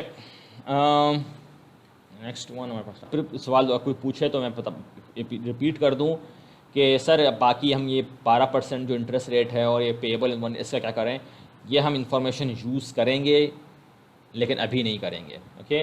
अभी के लिए आप देखें interest rate क्यों दिया गया है, interest calculate करने के लिए। अभी तो 15 मार्च को तो आपको बैंक लोन का पैसा मिला है, अभी आप इंटरेस्ट कैसे कैलकुलेट करेंगे उसके ऊपर। पहली 15 मार्च को तो इंटरेस्ट नहीं उस पर चढ़ गया, राइट। इंटरेस्ट चढ़ेगा जाहिर सी बात है, लेकिन उसमें टाइम इन्वॉल्व होता है। तो अभी तो टाइम इन्वॉल्व आगे होगा, अभी आप उसमें तो इंटरेस्ट आप उस पर कैलकुलेट करेंगे, ठीक है ना। अभी 15 मार्च को तो आप क्या इंटरेस्ट उस पर कैलकुलेट करेंगे, अभी तो टाइम गुजरा ही नहीं है उसके ऊपर, ठीक है। तो दैट्स वाई अभी आप इंटरेस्ट कैलकुलेट नहीं करेंगे, ओके। अभी आप उस इंटरेस्ट बुक नहीं करेंगे, ठीक है। Okay, moving forward 16 March, Ahmed buys computer and printer at the sale price of 40,000 rupees but paid only half in cash. Okay, I don't think आप शायद 40,000 का कंप्यूटर प्रिंटर ना भी मिलता हो, अब तो शायद महंगाई इतनी हो गई है, लेकिन ये जब बनाया था मैंने एग्जांपल वगैरह तो उस वक्त हो सकता था 40,000 40,000 about 3-4 years ago. Anyway, तो Ahmed buys computer and printer at the sale price of 40,000 rupees but paid only half in cash. Okay, अब इसको किस तरह करेंगे आप एंट्री, हम इसका देखते हैं। इसके दो तरीके से मैं आपको एंट्री करके दिखाऊंगा, ओके। और मैं खासा हम शायद इसी पर हम स्टॉप करें आज के लिए। तो इसकी हम दो तरह से एंट्री करके दिखाऊंगा कि किस तरह इसकी एंट्री होगी, ओके। पहले मैं एंट्री करूंगा, इसको कहते हैं compound entry, okay. Compound entry होती है, कंपाउंड जैसे आप समझ सकते हैं, कंपाउंड मिक्सअप करना, ओके, जमा कर देना, कंपाउंड। कंपाउंड एंट्री क्या होती है कि देखें अब तक जितनी हम जनरल एंट्री करते आ रहे हैं, हम देखा हो कि all of those entries have only 2 accounts, सही है ना। 2 अकाउंट्स, हम जितनी जनरल एंट्री करी हमने 2 अकाउंट पर हमने टच करा है, 2 अकाउंट्स, चाहे वो दोनों एसेट हों, चाहे वो एक एसेट लाइबिलिटी हो, चाहे वो एक एसेट एक ओनर्स कैपिटल हो, वट एवर, सही है, but always 2 accounts, right. In compound entry what happens that debit must equal still credit, general entry का वो तो फंडामेंटल रूल है, डेबिट मस्ट इक्वल क्रेडिट, वो तो रहेगा। लेकिन होगा क्या कि आपकी या तो डेबिट ज़्यादा अकाउंट्स हो जाएंगे या क्रेडिट ज़्यादा अकाउंट हो जाएंगे। हो सकता है कि डेबिट एक अकाउंट हो लेकिन क्रेडिट 2 या 3 अकाउंट हो जाए। हो सकता है कि डेबिट 2-3 अकाउंट हो, क्रेडिट एक अकाउंट हो जाए, या फिर डेबिट मल्टीपल अकाउंट्स हो और क्रेडिट भी मल्टीपल अकाउंट्स हो, ये भी हो सकता है, ठीक है। उसको कहते हैं कंपाउंड एंट्री, ठीक है। लेकिन होगा क्या कि debit still must equal credit, वो आप नहीं गलती कर सकते कि डेबिट और क्रेडिट का जो अमाउंट्स हैं वो अलग अलग हैं। Total debit must still equal credit, चाहे आपके मल्टीपल अकाउंट्स हों डेबिट साइड पर या क्रेडिट साइड पर, does not matter. Total debit must equal total credit, because again accounting equation must remain balanced. Accounting equation remain balanced रखनी है। Accounting equation debit credit is related to your accounting equation. Accounting equation अगर आपने debit credit गलती करेंगे, debit credit आपने unbalanced कर देंगे तो accounting equation unbalanced हो जाएगी, ओके। तो कंपाउंड एंट्री जो होती है उसमें मल्टीपल अकाउंट्स आते हैं, 2 से ज़्यादा अकाउंट्स होंगे, लेकिन debit must equal credit because accounting equation must remain balanced, okay. So हम करके देखते हैं कैसे होगा ये। तो यहाँ पे हम हो क्या रहा है कि वो अहमद कंप्यूटर एंड प्रिंटर ख़रीद रहा है 40,000 रुपीज़ का, लेकिन उसने कैश कितना पे करा है, सिर्फ हाफ, ओके। यानी कि अगर 40,000 रुपीज़ से ख़रीद रहा है तो हाफ मतलब 20,000, यानी कि उसने कैश पे करा है 20,000, तो बाकी क्या करा, ओके। बाकी the remaining 20,000 is on credit. उसने आधा उधार पे सामान लिया है और आधा कैश पे करा है। सो 40,000 का सामान तो ले लिया, लेकिन कैश पे करा 20,000 और बाकी 20,000 इज़ ऑन क्रेडिट, उधार पे चला गया। ठीक है, तो 16 मार्च को जो एंट्री करनी है, तो देखें आप कंप्यूटर प्रिंटर लिया है, तो अगेन सोचें कंप्यूटर प्रिंटर आप उसको कह लें इक्विपमेंट, ऑफिस इक्विपमेंट। ठीक है, तो ऑफिस इक्विपमेंट है, ऑफिस का इक्विपमेंट है कंप्यूटर प्रिंटर। तो ऑफिस इक्विपमेंट पहले नहीं था उसके पास, he did not have any computer printer, now he has a office equipment. उस ऑफिस इक्विपमेंट को देखें, आप सोचें कौन सी डेफिनेशन मैच करती है। ऑफिस इक्विपमेंट क्या है, हमारे कंट्रोल में है, वो मेरा है, वो मेरी मिल्कियत है, उसको मैं इस्तेमाल करके बिज़नेस चलाऊंगा, कमाई करूंगा, राइट। तो अगर मैं बिज़नेस चलाने के लिए चलाऊंगा, रेवेन्यू कमाऊंगा उससे, अगर वो मेरे कंट्रोल में है और अगर वो मेरी मिल्कियत है वो चीज़, तो ऑब्वियसली वो क्या है, मेरी एसेट है, राइट। अगर वो मेरा एसेट है तो अब आप समझ सकते हैं कि एसेट हमारा इंक्रीज़ हो रहा है ऑब्वियसली, राइट। पहले मेरे पास कंप्यूटर प्रिंटर नहीं था, अब कंप्यूटर प्रिंटर आ गया, तो फ्रॉम 0 to 40,000 इंक्रीज़ हो रहा है। तो एसेट को इंक्रीज़ करने के लिए आप क्या करेंगे, डेबिट कर देंगे। ठीक है ना, तो ऑफिस इक्विपमेंट 40,000 रुपीज़, तो एसेट मेरा इंक्रीज़ हो गया एक, एसेट ऑफिस इक्विपमेंट,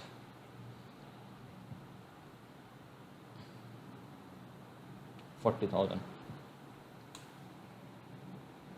ओके, अच्छा, अब देखें क्या होगा, अब क्या डेबिट हो, क्या क्रेडिट्स होंगे अभी और देखते हैं। अच्छा, वो क्या पे कर रहा है, हमें क्या इन्फॉर्मेशन पता है, वो पे क्या कर रहा है, कैश पे कर रहा है, right. He paid half in cash, 40,000 का हाफ क्या है, 20,000। सो 20,000 rupees was paid in cash, okay, यानी कि कैश पे कर रहा है। अभी हम ऑलरेडी जर्नल एंट्रीज करते आ रहे हैं, पहले जर्नल एंट्रीज कर चुके हैं, जहाँ कैश पे किया जाता है। कैश हमें पता है एसेट है, एसेट को कैश क्योंकि पे कर रहे हैं तो ज़्यादा पता है कि मेरा कैश बैलेंस कम होगा, राइट। कैश बैलेंस कम करना है, कैश क्या है, एसेट है, एसेट को रिड्यूस करने के लिए आप क्या करेंगे, उसको क्रेडिट करेंगे। ठीक है, तो ये हम ऑलरेडी करते आ रहे हैं पहले से, तो you should already know that by now. So जहाँ कैश पे करा जा रहा है वहाँ कैश को हम क्रेडिट कर दिया हमने। ठीक है, लेकिन कितना करा है हमने, हमने 40,000 का ख़रीदा, लेकिन पे करा उसने हाफ इन कैश, यानी कि 20,000 कैश पे करा उसने सिर्फ। ओके, सो 20,000 में क्रेडिट करा है। आप देख सकते हैं, आपके सामने है कि आप खुद देख सकेंगे कि जर्नल एंट्री बैलेंस नहीं हो रही है, सही है। आपका एक डेबिट साइड पे 40,000 है, तो दूसरा क्रेडिट जो है आपका दूसरा क्रेडिट जो आपका हो गया वो हो गया, आपका क्रेडिट हो गया आपका 20,000। You are still missing 20,000, right. आपको 20,000 भी मिस हो रहा है, सही है। अब मसला क्या हुआ कि आपका देखें, अब शुरू में तो देखें हम जो एसेट, जहाँ दोनों साइड पे एसेट था, एसेट डेबिट था, एसेट क्रेडिट था हमारा, तो देखें दोनों इक्वल हो रहे थे।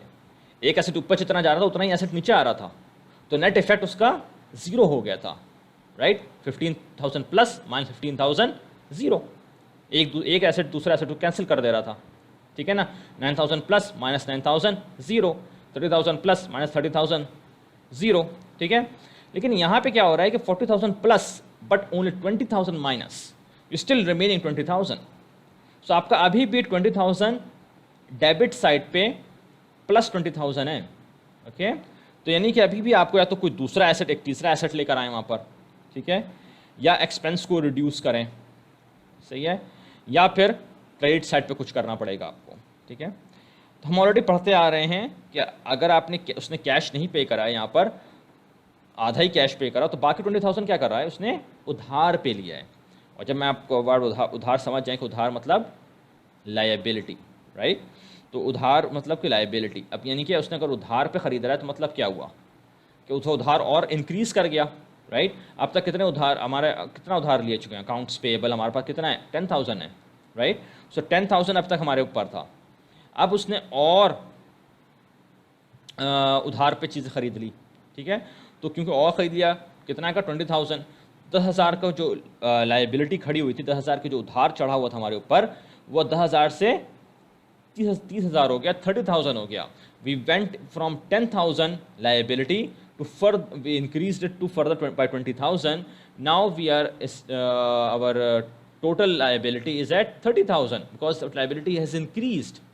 हमारा उधार चढ़ गया हमारे ऊपर और 20,000 से चढ़ गया, ठीक है ना, क्योंकि हमने ऑफिस इक्विपमेंट उधार पे 20,000 का लिया, तो लाइबिलिटी इंक्रीज़ कर रही है, और लाइबिलिटी को इंक्रीज़ करने के लिए आप क्या करेंगे, क्रेडिट करते हैं, ठीक है। लाइबिलिटी इंक्रीज़ हो रही है, लाइबिलिटी को क्रेडिट करके आप इसको इंक्रीज़ कर देंगे। लाइबिलिटी हमारी आप क्योंकि आप चीज़ ख़रीद रहे हैं, ऑपरेशनल है, तो आप उसको अकाउंट्स पेबल में डाल देंगे, ठीक है। यहाँ पे हमारे उसका नहीं पता हमें क्या है उसका,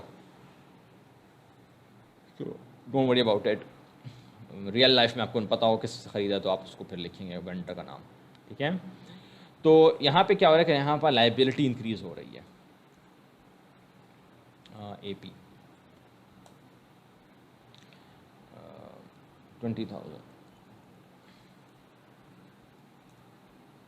सॉरी,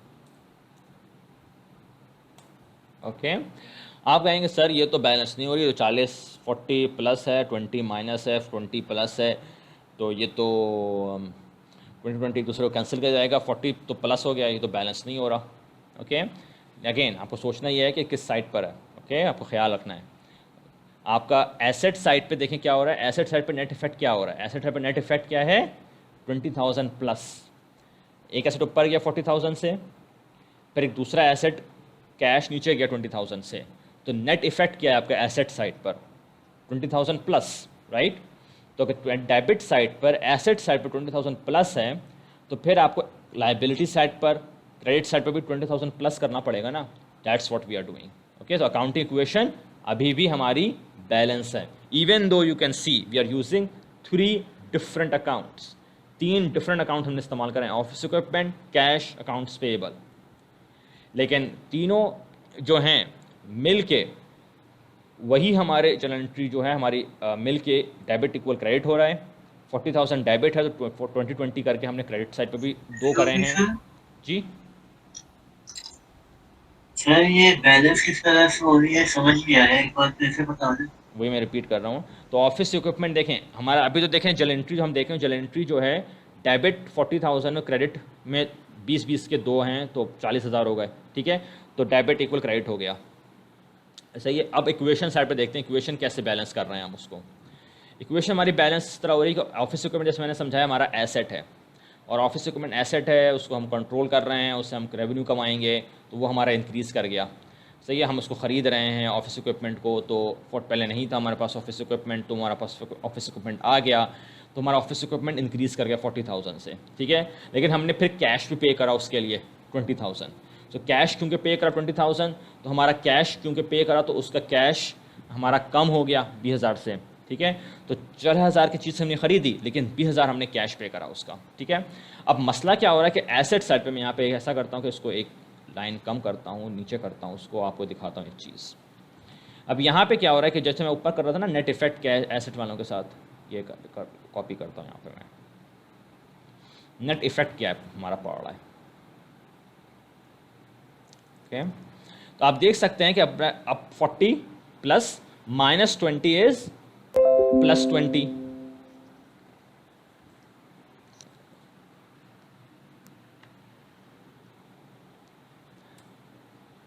राइट। नेट इफेक्ट हमारा क्या होगा यहाँ पे, right, plus 40 minus 20 is equal two plus 20, right, remaining plus 20 हो गया, सही है। यहाँ मैं लिख दूँ उसको,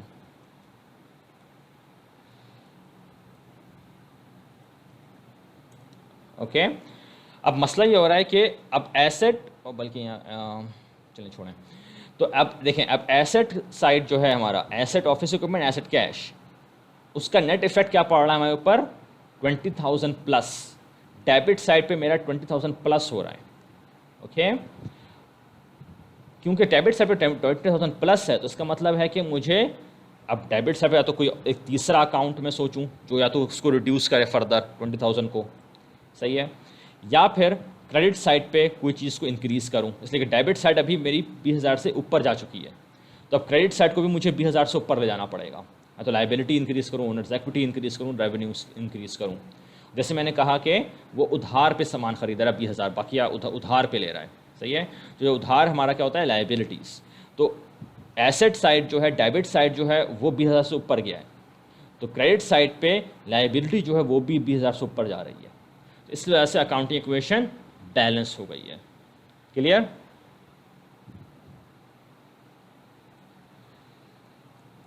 इसको हम कहेंगे परचेज्ड ऑफिस इक्विपमेंट। ओके, अब एक तो ये तरीका ये है। दूसरा तरीका क्या था इसका, मैंने कहा था 2 तरीके से मैं करके दिखाऊंगा आपको। ये इसका एक तरीका तो ये है जिसको मैं उसको बॉर्डर में कर देता हूँ, ये कंपाउंड एंट्री कहलाती है। This is compound entry. अब इसी को मैं एंट्री करूँगा सेपरेट। सेपरेट भी आप कर सकते हैं इसको, अगर आप कह रहे हैं कि नहीं मुझे तो कंपाउंड एंट्री समझ नहीं आ रही, ये तो पता नहीं क्या चीज़ है, मैं सेपरेट करूँगा इसको। You can do that too. Okay, separate भी रिजल्ट वही निकलेगा। ओके, सेपरेट भी आपको वही रिजल्ट निकलेगा, इसलिए ठीक है। तो मैं पूरी एनालिसिस नहीं करूँगा, जैसे आप we already done the analysis piece, क्यों डेबिट होगा, क्या कौन सा अकाउंट डेबिट होगा, क्यों होगा, वगैरह वगैरह। मैं आपको बस करके दिखाऊंगा कि आप उसको सेपरेटली कैसे करेंगे। ओके, अब यहाँ पे आप क्या क्या कर रहे हैं कि आपने कहा कि ऑफिस इक्विपमेंट खरीदा 40,000 का, लेकिन आपने कैश पे करा सिर्फ 20,000, सिर्फ कैश 20,000 पे करा है आपने। तो आज यहाँ 20,000 ऑफिस इक्विपमेंट का लिखेंगे, 20,000 डेबिट, और क्यों जितना आप कैश कितना पे कर रहे हैं, कैश आपने पे करा 20,000, सही है। तो 20,000 कैश, सही है। आप देखेंगे सर ये तो आपने सामान तो लिया 40,000 का, आप यहाँ 20,000 बुक कर रहे हैं, ये कैसे हो सकता है। ओके, अभी हमने कंप्लीट नहीं काम करा है, इसलिए अभी हम इनकम्प्लीट काम हुआ है हमारा, ठीक है। कंपाउंड में क्या हो गया, मैंने एक ही जल एंट्री में 3 अकाउंट्स लिए जो अफेक्ट हो रहे थे, और तीनों उसके हिसाब से मैंने डेबिट क्रेडिट कर दिया। जल एंट्री पे आपको करके दिखाया, आपको अकाउंटिंग इक्वेशन करके दिखाया कि how it is balancing. Okay, अब आप चाहें तो सेपरेटली भी कर सकते हैं इसी चीज़ को, लेकिन सेपरेटली किस तरह होगा मैं आपको वो करके दिखा रहा हूँ। सेपरेटली में आपको फिर 2 सेपरेट जर्नल एंट्री करनी पड़ेगी, ठीक है। वो क्या हो रहा है कि पहले आपने कैश पे करा 20,000, तो आपने कैश चला गया 20,000 से, तो कैश क्रेडिट कर दे 20,000। जब कैश क्रेडिट करेंगे 20,000 तो डेबिट भी उतना ही होगा आपको 20,000। तो आपने ऑफिस इक्विपमेंट खरीदा तो ऑफिस इक्विपमेंट 20,000, लेकिन आपने ऑफिस इक्विपमेंट लिया है 40,000 का, राइट।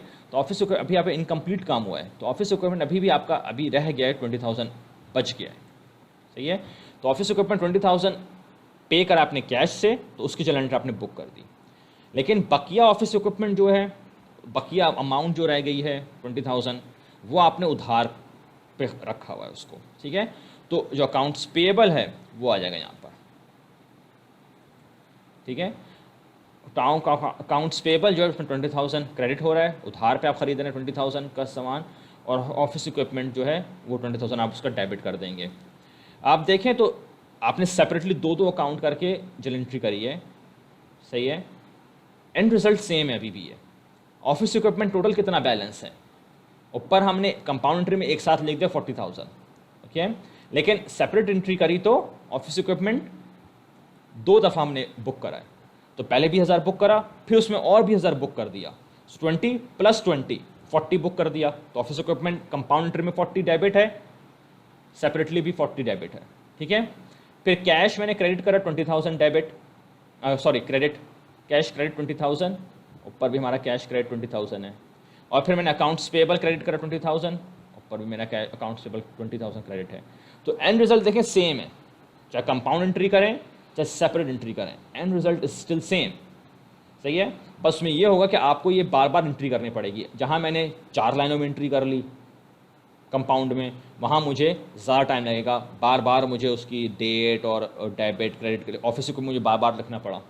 अभी हम आगे देखेंगे कि ऐसी जगहों पे कितनी जगहों पे ऐसा होता है कि आपको एक ही अकाउंट है, एक 1 डेबिट, लेकिन मल्टीपल 10 20 क्रेडिट्स हो सकते हैं। खुद सोचें, अगर आप सेपरेट करेंगे तो बार बार लिखेंगे डेबिट, एक ही अकाउंट डेबिट जो हो रहा है उसको बार बार लिखेंगे हर क्रेडिट के साथ साथ, तो आप सेपरेट अगर करना है तो, ठीक है। लेकिन कंपाउंड में क्या होगा, आपने एक दफ़ा डेबिट लिखा और 10 क्रेडिट्स लिख दिया उसके नीचे, उससे क्या होगा कि आपको टाइम बच जाएगा, it's more efficient, okay। So compound entry is more efficient, you can use that if you want, or you can go separately आप करेंगे तो end result सेम ही आना है। बस सेपरेट एंट्री जो होती है वो इनएफिशिएंट होती है, ठीक है। इसका डेबिट कैलकुलेट करके नहीं दिखाऊंगा आपको, इसलिए कि रिज़ल्ट सेम ही होना है, एग्जैक्टली सेम है। यहाँ पे क्या हो रहा है कि दो एसेट सेम है, कर ही देता हूँ मैं जल्दी से। यहाँ पे क्या हो रहा है कि दो एसेट सेम है, एक एसेट ऊपर गया और दूसरा एसेट नीचे गया। एसेट ऊपर गया 20,000 से, सही है, और दूसरा एसेट नीचे गया 20,000, नेट इफेक्ट 0 हो गया, ठीक है। और यहाँ पे क्या हो रहा है कि एक एसेट ऊपर गया 20,000 से और दूसरा लायबिलिटी जो है वो इंक्रीज़ कर गई 20,000 से, right. So again equation is still balanced, right. So equation देखें हमेशा बैलेंस रहेगी, चाहे मैं कंपाउंड एंट्री करूँ चाहे इंडिविजुअल एंट्री करूँ, equation remains balanced all the time, okay. उसमें आप कोताही नहीं कर सकते। अगर आपने जर्नल एंट्री में ऐसी चीज़ करी जिसमें अकाउंटिंग इक्वेशन बैलेंस नहीं रहेगी तो जर्नल एंट्री जो है वो गलत हो जाएगी, ओके। सो यहीं पर हम स्टॉप करते हैं आज के लिए।